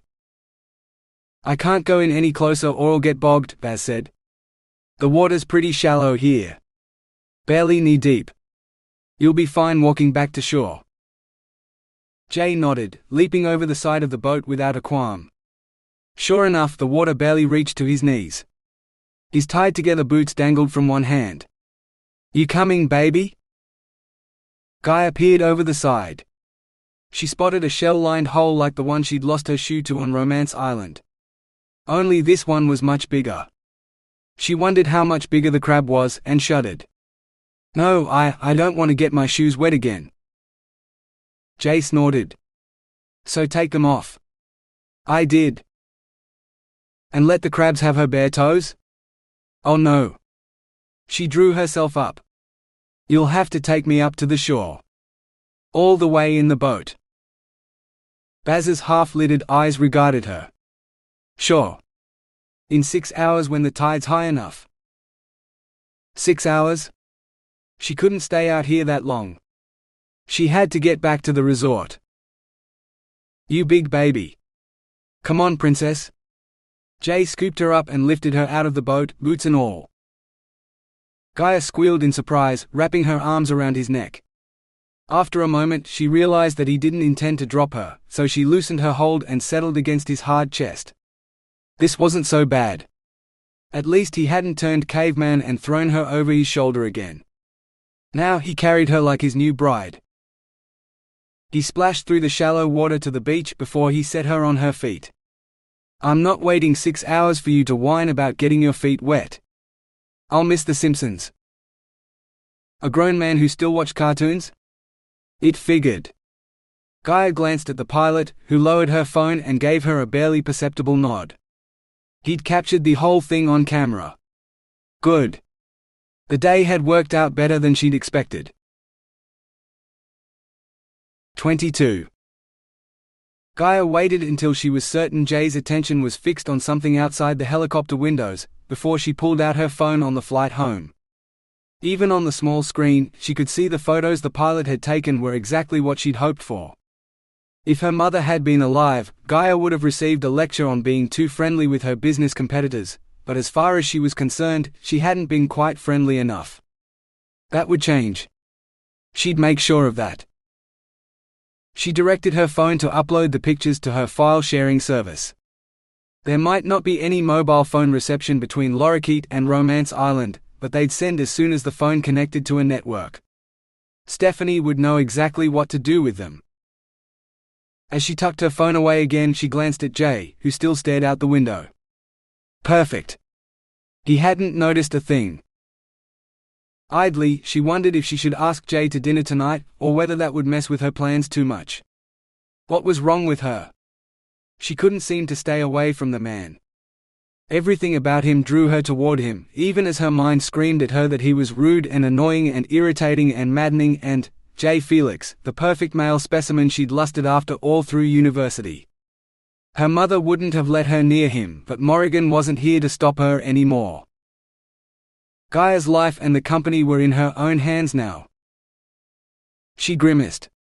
For the good of the company, she should avoid him until tomorrow. Let him have time to think over his decision while other pieces moved into play. Too soon and she'd spoil everything. Maybe she should invest in a marital aid. Something to keep her mind off the complete lack of available men on the badly named Romance Island. Ugh. But not yet. Only if she failed would she need one of those battery-operated things. She suppressed a shudder and sat up straighter. Things could still turn out in her favor. Fortune favored her like it favored her whole family. She couldn't possibly fail. 23. The landing was rough enough to jolt Gaia out of her doze. She couldn't have fallen asleep, surely. She smoothed her clothes as the pilot walked around to her door and opened it for her. Gaia hopped out, or at least she tried to. Instead, her stiff legs and heavy boots almost made her fall over as she crashed to the ground. The pilot caught her, and she allowed him to keep holding her until she was certain she was steady on her feet.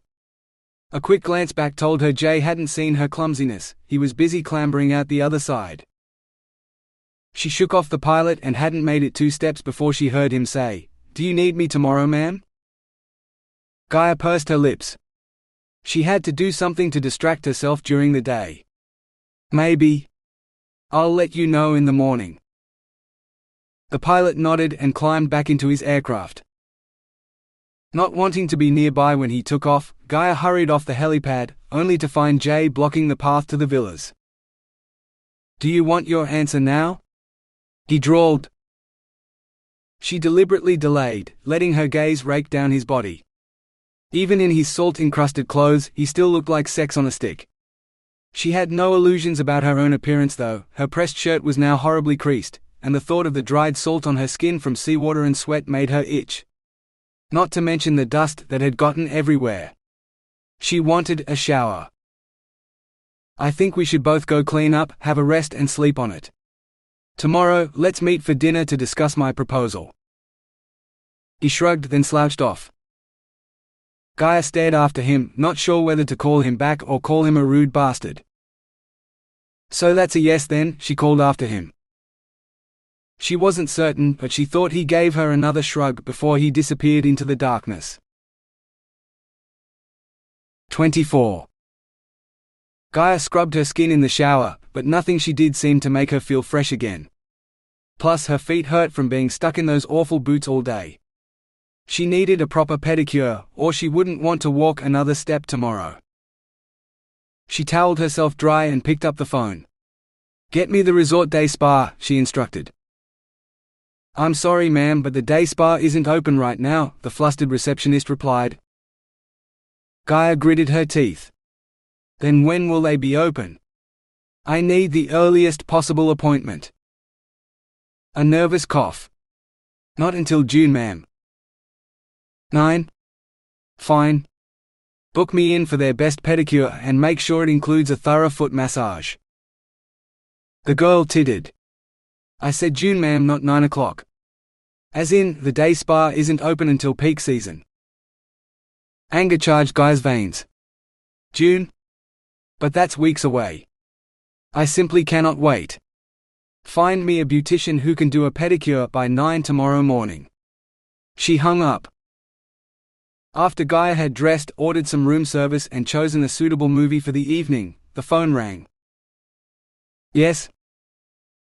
"As requested, I booked you an appointment at one of the spas in Cable Beach. They were the only ones with a vacancy tomorrow morning." The receptionist hesitated. "Would you like me to arrange transport for you too, ma'am?" Why hadn't she done it already? "Yes." "Helicopter or jet boat and charter plane, ma'am?"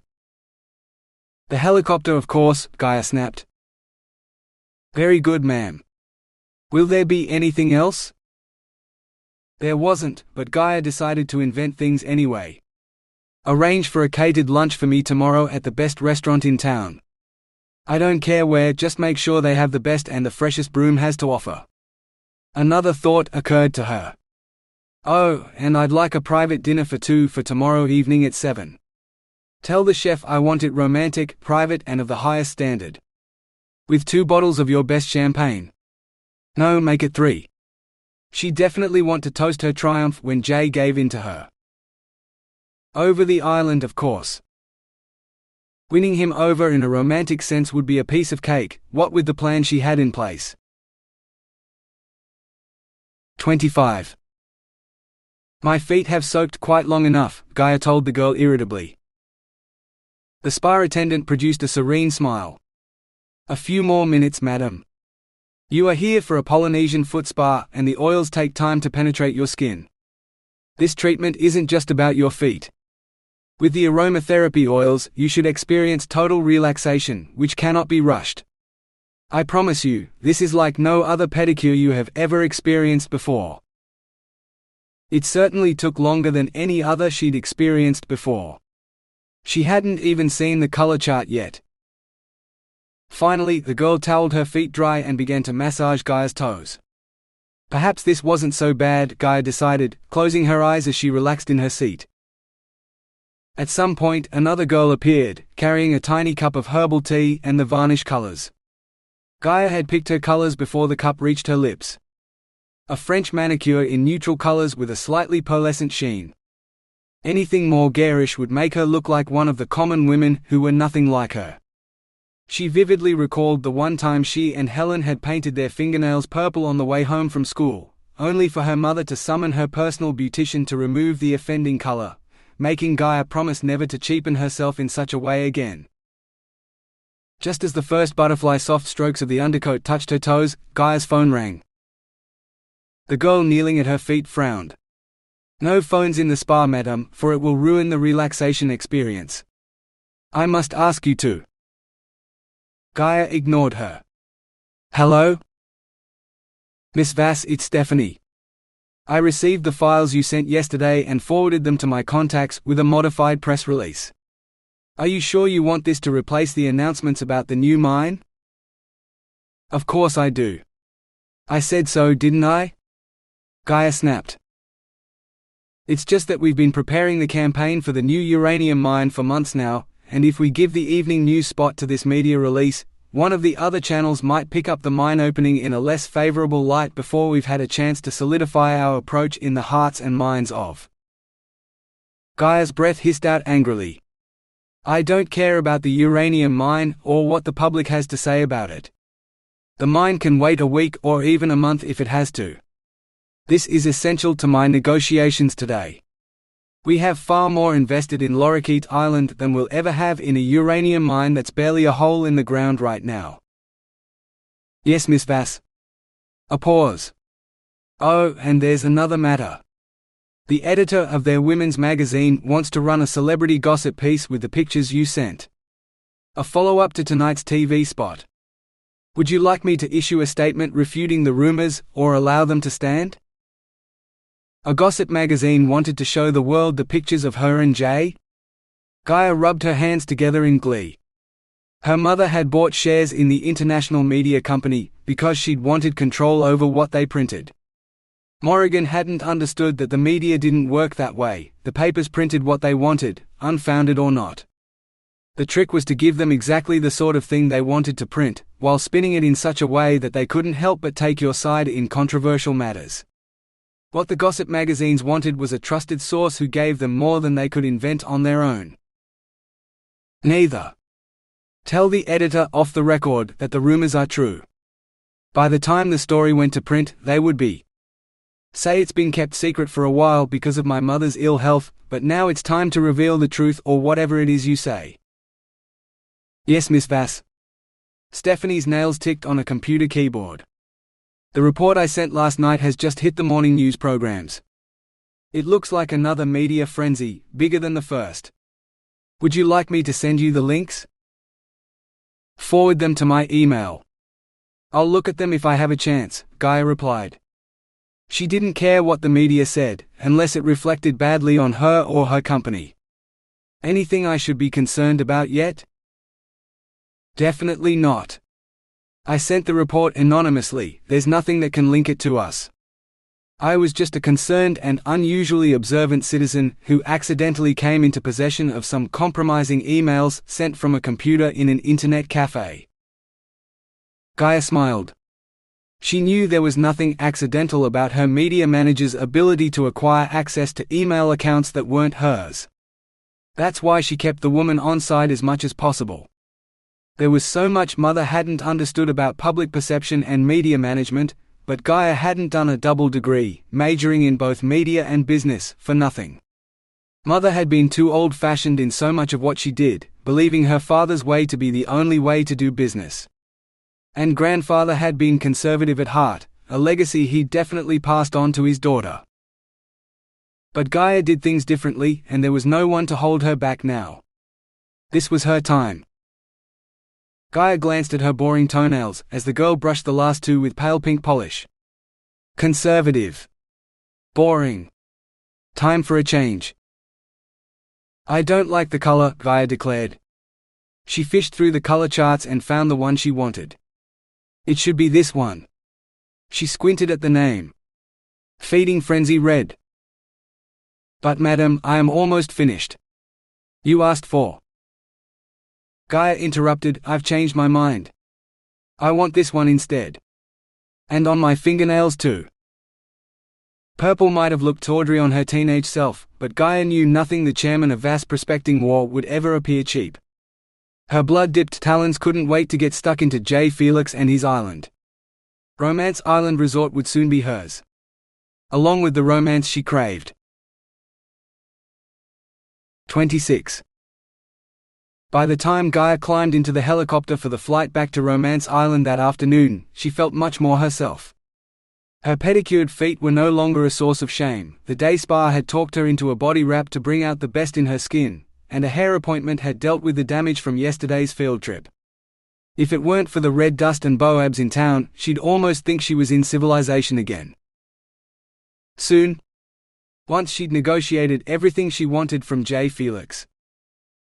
Gaia stopped at the resort's business center to print out the contract documents she'd asked the Vasse Prospecting legal department to assemble for her. If she and Jay reached an agreement tonight, she wanted to have all the paperwork on hand to sign right away, before he changed his mind. She placed the pile of papers carefully on the dining table, garnishing it with a hotel-issue pen. She wouldn't be caught unprepared. Tonight was definitely about business. Instead of white this time she chose a black dress, matching her nails with a glossy lipstick she'd bought from the range at the day spa. She reached for a pair of heels, then reconsidered and picked a pair of strappy sandals instead. Slightly more suitable for a romantic walk on the beach, if she chose to invite Jay for one later. At precisely 7 her door chimed. "Who is it?" she sang out. "Catering, ma'am," came the reply. "Your private dining room is ready for you. Romantic as requested." Gaia palmed open the door. "Show me," she commanded. The waiter bowed before gesturing toward the path to her private beach. "This way, ma'am." She followed the man to the beach, where she found a white-skirted table set for two. But her date was nowhere to be seen. "Where is J. Felix?" she asked. The waiter shrugged. "I believe he's at home, ma'am. I can call reception to check for you." Gaia waved him away. "Don't bother. I'll find him myself." He wasn't going to keep her waiting for this dinner. Even if she had to drag him all the way from his house to the table. She held her head high as she marched to Villa Penguin. When she reached the veranda, she rapped sharply on the door, but no one answered. Had the man forgotten their meeting again? She pressed her ear to the door, hoping to hear some movement inside. To her surprise, she heard his voice speaking low and fast, though she couldn't discern the words. "It's all over the 6 o'clock news. They hounded me at home and at work, and my own boss called me a whore before she fired me," a female voice shrieked tinnily as if through television speakers. "Flavia, baby, please." "I swear," Jay began. Or on the phone, Gaia thought with satisfaction. "You're a lying, cheating sack of shit, you asshole. I saw you with that other girl. She has more money than me, and I meant nothing to you because you were after her all along. At least James paid for his prostitute. Did you pay her, or did she pay you? You know what? I don't care. You're a selfish, cheating bastard, and I never want to see you again," the harpy continued. "Baby, wait. Beeping and swearing, then the sound of something smashing against the floor. "Fuck." His little tart was his no longer. Gaia grinned. The door flew open and she found herself face to face with an anguished rock star wearing a shirt and shorts, but no shoes. "What are you doing here?" "Get out of my way," he growled, pushing past her. "Our dinner engagement," she reminded him. "We agreed to a dinner meeting to discuss my proposal about the island." "Not interested. Unless you have bourbon." He eyed her balefully. He wanted to get drunk? Gaia panicked for a moment before calm washed over her. Negotiating with inebriated businessmen was easier than sober ones. Perhaps she could get a better price for the island if she waited until he was drunk, or close to it. "I'm sure the waiter can provide whatever you'd like to drink. I understand the resort has a well-stocked bar," Gaia said. "Fine." Gaia linked her arm with his, but he shook her off. She shrugged and said instead, "This way. I asked for a romantic dinner, so your staff set up a table on my private beach." "Fucking awesome." He stomped off, but he did head in the direction of the beach. Gaia followed, picking her way carefully to make sure no crab tried to steal her shoes this time. When Jay reached the table, he stopped dead. "This is the worst fucking joke I've seen all year." "How did you know?" "Know what?" she asked. He waved at the table. "This. All this. I romanced Flavia with a dinner on the beach. All candles and flowers and shit." "I had no idea," she admitted truthfully. "How about you sit down and tell me all about it?" "Why the fuck should I talk to you?" She shrugged. "I'm a willing ear and I'm here. You're evidently upset about something. I thought you might like to talk about it. Unless you wish to discuss business, like we're supposed to. I'm amenable to that too." Amenable. What kind of fucking word is amenable? She coughed to cover a laugh. "It means—" "I know what it fucking means. I'm not an idiot, even if I am an asshole according to some." Jay glared at her. "I don't want amenable. I want bourbon. A lot of it." A waiter who must have been hiding just out of sight cleared his throat as he approached them. "Can you get you anything to drink? Champagne, perhaps?" He gestured at the bottle in the ice bucket. "Yes," Gaia said at the same time as Jay snapped, "bourbon. And bring the whole bottle." The waiter popped open the champagne and poured her a glass before he trotted off to fulfill Jay's order. Jay slumped onto his seat, driving the chair legs deep into the sand. Gaia tucked her skirt carefully as she sat before lifting her champagne glass. To new beginnings, she toasted silently as she sipped. 27. Jay swigged from his half-empty bottle of bourbon. "And that's why you should never sleep with a virgin," he finished. Gaia blinked. That wasn't the conclusion she'd drawn from his tale at all. Leaning across the table, she said, "Maybe it's not because she was a virgin. Maybe it was all about the money." "Money?" Jay snorted. "She gave it back to me. Didn't take a cent. Said she wanted the sex more." "And you believed that?" The bottle slammed down on the table. "Of course I fucking did. I'm awesome in bed. Ask anyone. Even that maid, Audrey, tried to pay her but she wouldn't take my money. We were perfect together. But she called me names and shit too. Said I cheated on her." He sighed. "Did you?" Gaia asked before she could stop herself. "Sort of," Jay admitted. "She was off doing her weather girl thing and I was being a rock star. Had to sleep with the fans. They expected it. Not that many though. Only 4 or 5 a night." Gaia's jaw dropped. No man could have sex 5 times in a night. It wasn't humanly possible. She must have heard wrong. "How many?" "No more ain't 5. I only had a 6-seater limo, see. We'd get started in the back seat, go back to my hotel room, and once everyone had their turn, we'd go again. Well, some of them. Some of those girls had no stamina. Fell asleep after the first round when I wanted to go all night." He smirked. "Didn't stop them from asking for more the next morning though. Once they've had a taste of this rock star, they always want more. I'm just that good." Gaia felt faint. More than 5 times in a night and still up for more in the morning? This man sounded like more than she could handle. Or he was lying. Her eyes narrowed. "Sounds to me like none of those girls were good enough for you." Jay shrugged. "Good enough for a night, at any rate? They wanted it, I wanted it, that's about it really. They never forget me and I don't remember them. Yeah. Maybe they just weren't good enough. Not for me." He tipped the bottle up again. "Maybe they just wanted to sleep with a rock star. A rich man with your money must be irresistible to girls like that." Jay eyed her. "I'm irresistible to most women, baby, and a whole lot of men too." A blush warmed Gaia's cheeks. He was definitely right about that part. She cleared her throat. "But what if they only want you for your money? For your fame and what you can do for them? They all want a piece of you, but they've got nothing to offer you in return. Not good enough for you. I bet what you really want is someone who's your equal.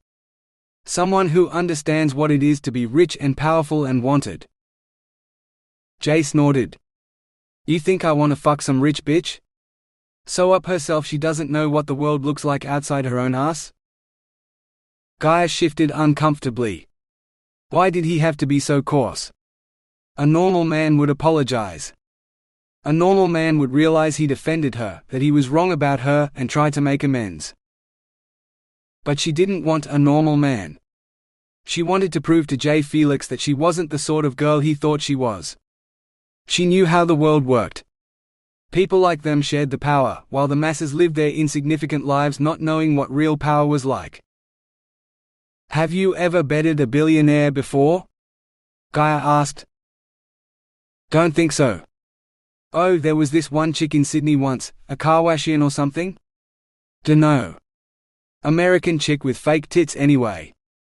They just didn't bounce properly. Nah, she can't have been. Billionaires are kinky. It says so in all the books. Books about billionaires?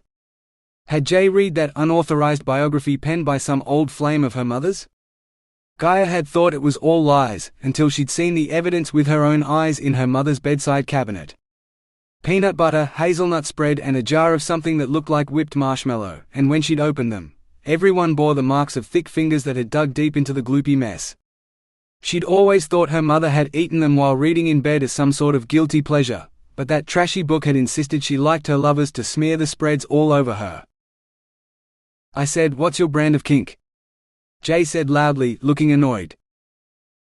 "Not peanut butter, that's for sure." Gaia moistened her dry mouth. "Why don't you try me and find out?" She downed the last of her champagne, reaching for the bottle to pour more. Ha! Empty. The other bottle was too. Where was the waiter? She needed another drink. Jay must have drunk all hers while she wasn't looking. "I'm not drunk enough for that," he said. A shadow appeared at Gaia's side, tilting a bottle over her glass. She nodded and greedily watched the bubbles rising as her glass filled. She rose unsteadily to her feet, glass in hand. "To getting drunk," she declared. Jay laughed. "I can drink to that." Good, Gaia thought, watching him empty the bourbon bottle. Her night wasn't ending without some sort of satisfaction, and she knew who she wanted to give it to her. 28. Gaia stretched, savoring the pleasurable ache between her thighs. She'd waited for too long to scratch that particular itch, but it had been worth the wait. A light slap stung her bare bottom, sending a zing of pleasure straight to her core that melted her insides. "Again," she ordered. "Nah, baby, I'm going to bed." Gaia heard the shuffle of footsteps and lay back in drowsy anticipation of Jay joining her again. But the bed didn't move and the sounds died away. "Jay?" No answer. She jumped out of bed, only to find her legs didn't want to carry her anymore. They seemed to have turned into tentacles or something equally wobbly. Damn. She collapsed on the mattress again, dreamily remembering all the things Jay had done to her body since they'd finished dinner. No wonder she could barely walk. She'd find him tomorrow when they could do it all over again. 29. Zahn answered her phone without looking at the caller. "Zahn Lane?" Jay sounded surprisingly alert for such an early hour of the morning. Maybe he hadn't made it to bed yet. "I got the contracts. I only took a quick look, but even I can see it looks like a pretty shit deal for the resort. And there's a bit I really don't like either.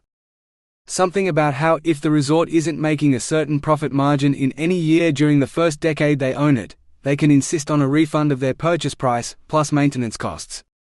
She wants to stick her mining staff here, so the place won't make a cent in profit. It's basically an agreement to give it to her rent-free for next to nothing for a decade, then get her money back.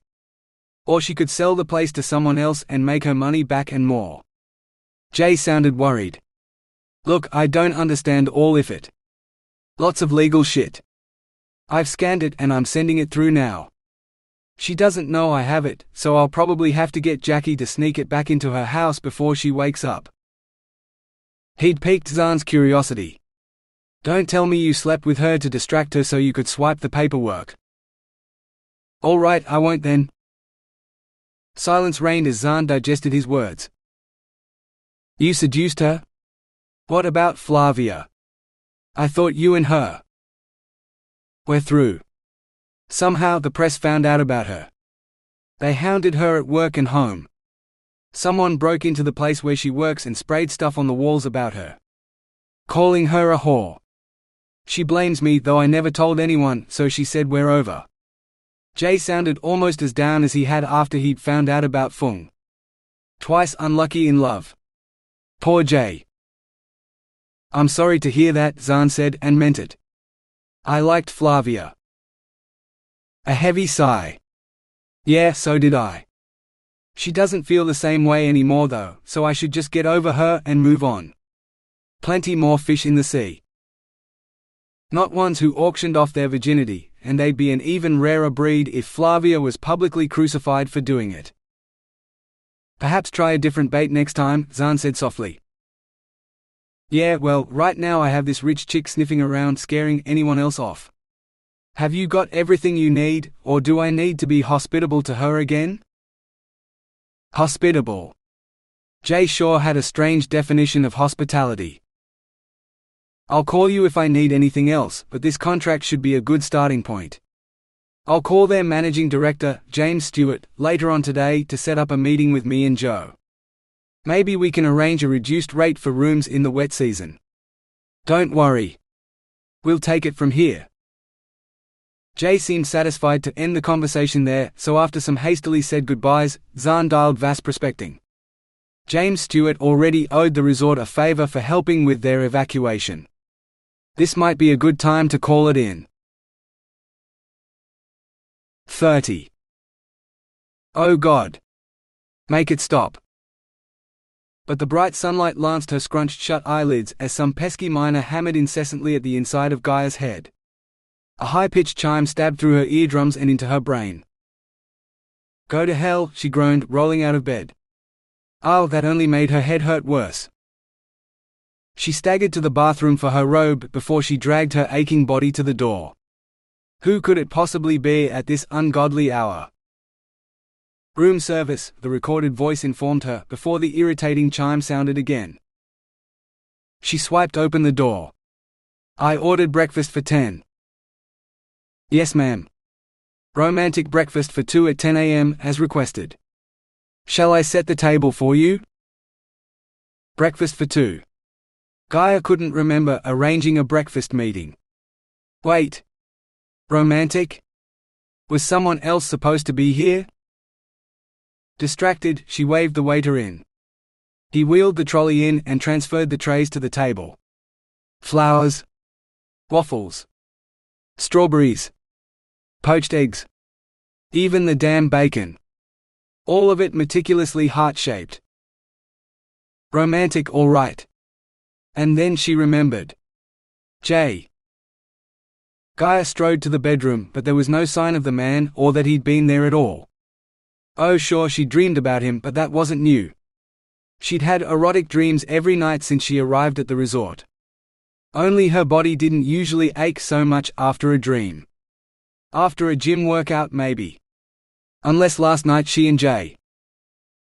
Swallowing, she peered into the bedside bin. On top of the tissues was a collection of used condoms and their brightly colored wrappers. She counted them both, 5 and 4. No, that couldn't be right. She hooked her foot around the bin and pulled it closer. A ripped red wrapper crackled as the basket moved off it. 5? 5 wrappers, 5 condoms. Did she honestly have sex with Jay Felix 5 times last night? No. No man could manage that. The longest any man lasted in her experience had been 20 minutes, and even that had been a stretch. Certainly not a second time in the same night. It had to be some sort of prank. Yet she'd confidently ordered breakfast for him, expecting him to join her. Was it because of the contracts? Hadn't he signed them last night? Try as she might, Gaia's memories of the previous night were hazy.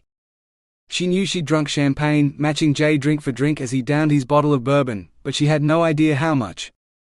More than her hurting head wanted, that was for certain. She hoped she had some headache tablets in here somewhere. She hadn't had a hangover this brutal since she could remember, to be honest. She'd always been so careful not to drink too much because drunkenness led to bad judgment, and bad judgment was unforgivable in a Vasse. She poured through her beauty case until she found a box of pills, then swallowed 2 with a glass of water. There. That should help her feel better. Now she had to find the contracts, to see whether she was signing or celebrating with Jay this morning.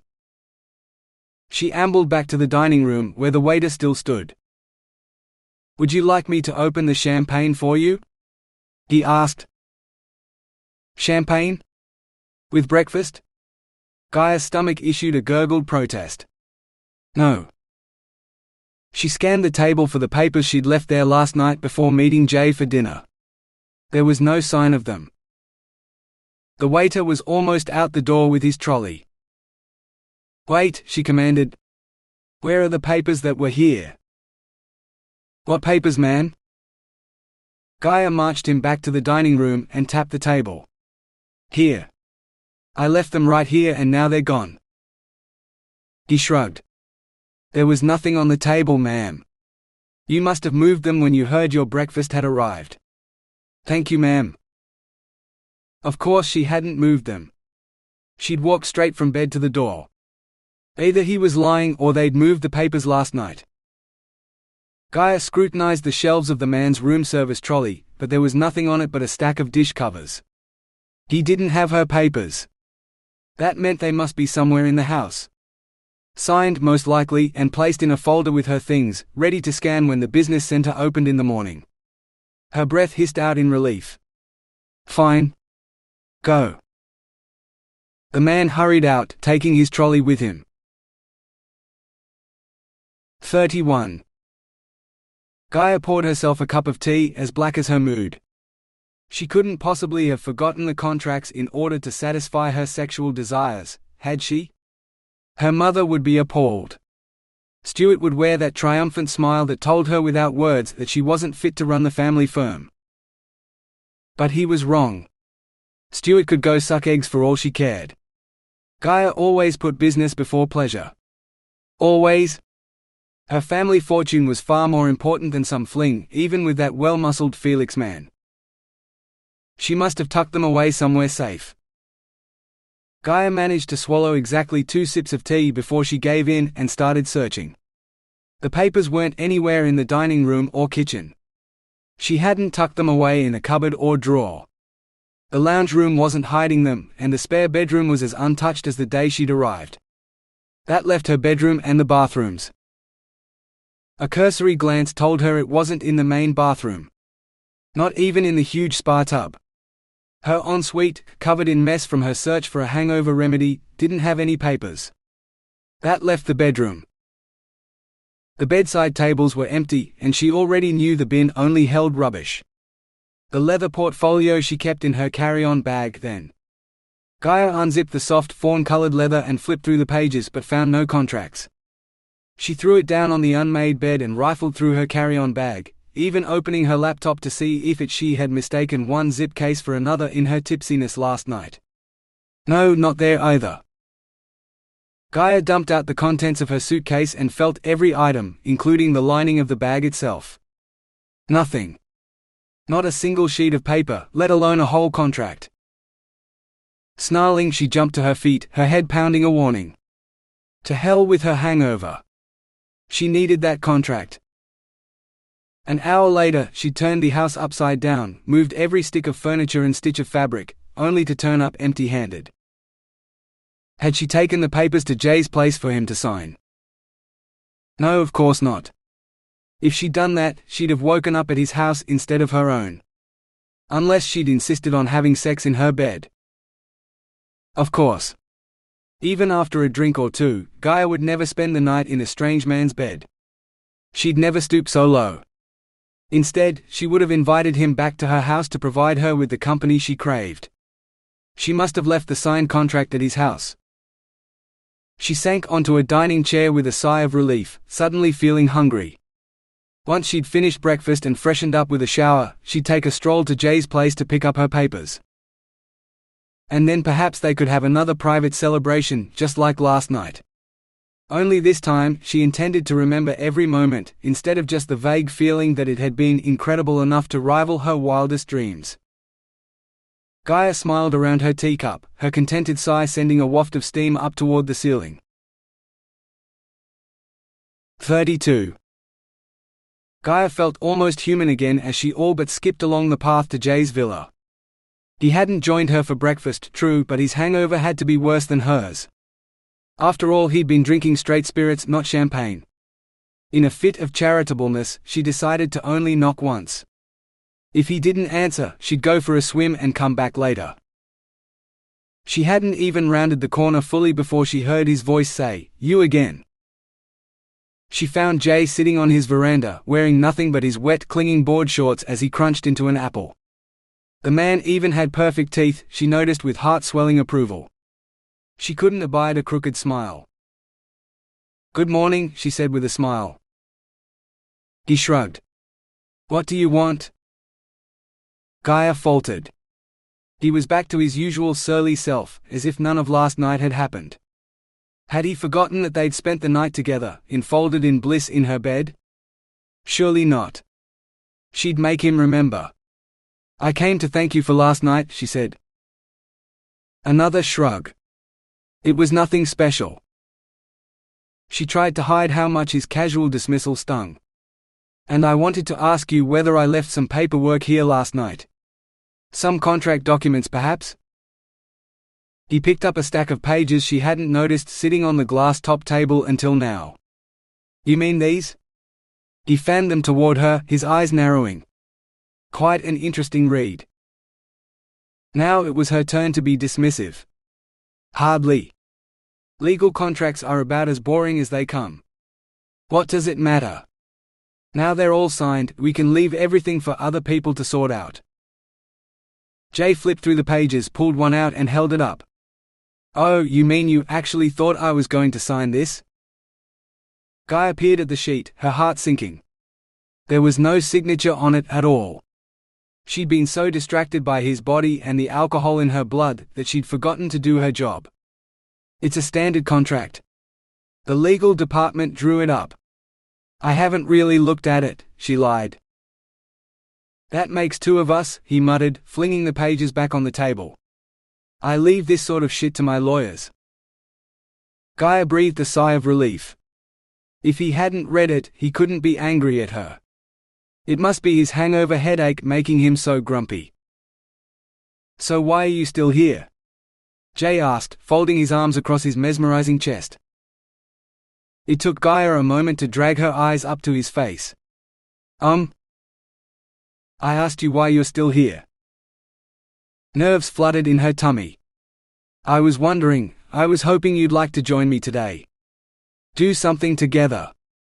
Like have incredible sex so she could remember every detail this time." "Why, so you can try to seduce me into signing shit like this again?" He waved the contract. "Yes." Gaia flushed. Was her desire that obvious?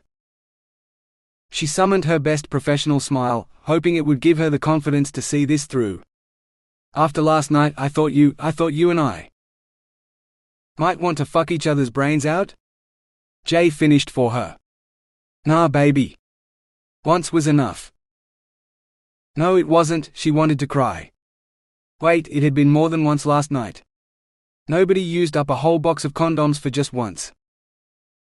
"But, I'm a billionaire. You said you'd never been to bed with a billionaire before. Once I go home, you might never get another chance. Being with a billionaire is boring, baby. You were boring. No better than any other girl and worse than some." Jay didn't even do her the courtesy of looking her in the eye as he trampled on her postcoital bliss. Maybe it's only billionaire blokes who know what they want and make things interesting with their particular tastes. Dunno. I don't bang blokes. Gaia saw red. How would you know what they're like in bed then? I read, baby. Maybe you should too. Read a fucking sex manual at least. Because sex with you last night, fuck, I have more fun with my own hand. Gaia turned and fled before he could see her tears. He was lying. He had to be. 5 times? They'd done it 5 times last night and it had been the best night of her life. If only she could remember it better. How dare he call it boring? She slowed as she reached her own front door, and her scattered thoughts caught up with her. What if he was telling the truth? If he wasn't lying, then 5 rounds of incredible sex in one night was ordinary for him. How much better would it be if they spent a night together that was so good, even he thought it was extraordinary? Her core clenched, flooding her lower regions with heat so searing that if she didn't know her knickers were made of silk, she could have sworn they'd melted. 33. It took Gaia 3 days of squirming discomfort before she admitted to herself that she wanted to see Jay again. She'd spent hours watching the resort's adult movie channels, but she was still no wiser about what Jay really wanted. It's not like she could ask him. What if he said he wanted oral sex? She'd watched a dozen different women pleasuring the men in the movies with their mouths, and if she wasn't put off by the idea before that, she was thoroughly disgusted now. All that flesh and fluid, and how did they fit all that in their mouths without choking? What if it tasted awful? Or he hadn't washed? And the hair. Jay wasn't the sort of man to wax it all off, that she already knew. What if she got pubic hair in her teeth? She almost retched at the thought. It involved getting on her knees anyway, something she'd never do. Kneeling before a man was beneath her. No, billionaires did things differently. He'd said something about knowing what she wanted. Well, she did know. She wanted him. She wanted to see a little more of the spectacular landscape up here, including the rest of the Buccaneer archipelago, and she wanted more sex with him. She stood, switched off the TV, and summoned the helicopter pilot for a full day's charter.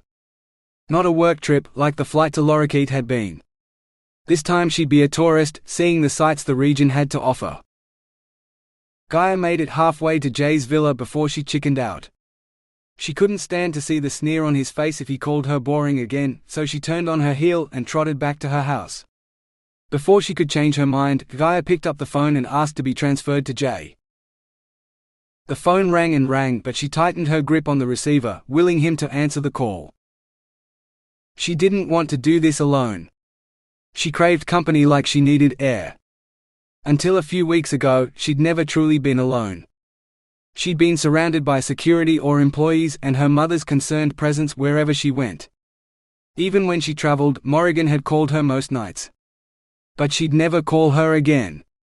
Gaia would never hear the gruff voice discussing her day, asking if Gaia was being safe, appropriately aloof and upholding the family name, then advising her on everything from food to clothing to employee relations. Not even Gaia's brief holiday flings had escaped Morrigan's scrutiny. Her mother had always cautioned her to remain detached, knowing without even meeting the man that he wasn't good enough for her daughter and heiress. But her mother wasn't here now to make a judgment on Jay. Would she think he was good enough? He had enough money to make Morrigan pay attention. Money covered a multitude of sins, Morrigan had always said, but once you scratched the surface, you'd see who was common and who was her kind. What kind was Jay? This better be good. His voice on the other end of the phone almost made her drop the receiver. Jay? Oh, hello. It's Gaia. I knew that. It's on the caller display. What do you want? You. Gaia cleared her throat. I have a day off to see the sights, and I have a helicopter booked to take me out to see some of the waterfalls. Have fun. No. He couldn't hang up on her. Wait. I want you to come with me. Gaia held her breath while she waited for his answer. She didn't have to wait long. Why? Because I don't want to go alone. Even as the words left her lips, she knew they were true. Jay coughed out a laugh. You said you have a helicopter. You won't be alone. You'll have the pilot. He's very accommodating to pretty girls, or so I hear. Her heart leaped in her chest. Did you just call me pretty? Gaia demanded. Cut the bullshit, baby. If you're going to spend the whole day telling me how saintly you are because your company saves the whales and the rest of the archipelago, I'm not interested. She desperately wanted to defend herself. Her company did save things, it said so in their annual report. Right there in the executive summary on the first page. But Jay didn't want to listen. I'm taking a day off, she said instead. I don't get many holidays because I'm usually too busy working. I want to see some of the attractions out here before I fly home. The tour brochure said something about the only horizontal waterfalls in the world. You're taking a tour? Where you might have to mingle with the public? She scowled. Of course not. It's a private tour. I thought you might like to share it with me. You seem to know the area so much better than I do, seeing as you live here. Oh, so you want me as your tour guide now? That'll cost you, baby. I don't come cheap, you know. She wished she could remember how he came. Had he called her name? Said he loved her? Maybe he'd done both and was embarrassed to admit it. She'd just have to change his mind. Tonight, she promised herself. Getting him drunk worked last time. If she plied him with enough alcohol tonight, he'd surely go to bed with her again. But you'll come? She hated the need she heard in her voice. Only if you ask me nicely. Two could play at that game. Mr. Felix, I would like to extend an invitation for you to accompany me in a private helicopter flight to Horizontal and Mitchell Falls. Refreshments will be provided. Your presence is requested. Fuck, what kind of finishing school forced you to learn that crap? You're not royalty. Just some chick who inherited a lot of money through no effort of her own. I'm not one of your employees and I don't have to put up with your hoity-toity bullshit. Just fucking ask me like a normal person. I was. Gaia protested. No one says my presence is requested unless it's coming from a lawyer. Try again. She felt her face growing hot. She'd forgotten how this man got under her skin. Come to the falls with me. I said ask, baby. Not issue orders while you're gritting your teeth. You're not better than me. You're begging for a favor. She would not beg. Not now, not ever. Will you fly to the falls with me? Better. But you're missing the magic word. Gaia wanted to scream. Please. All together now.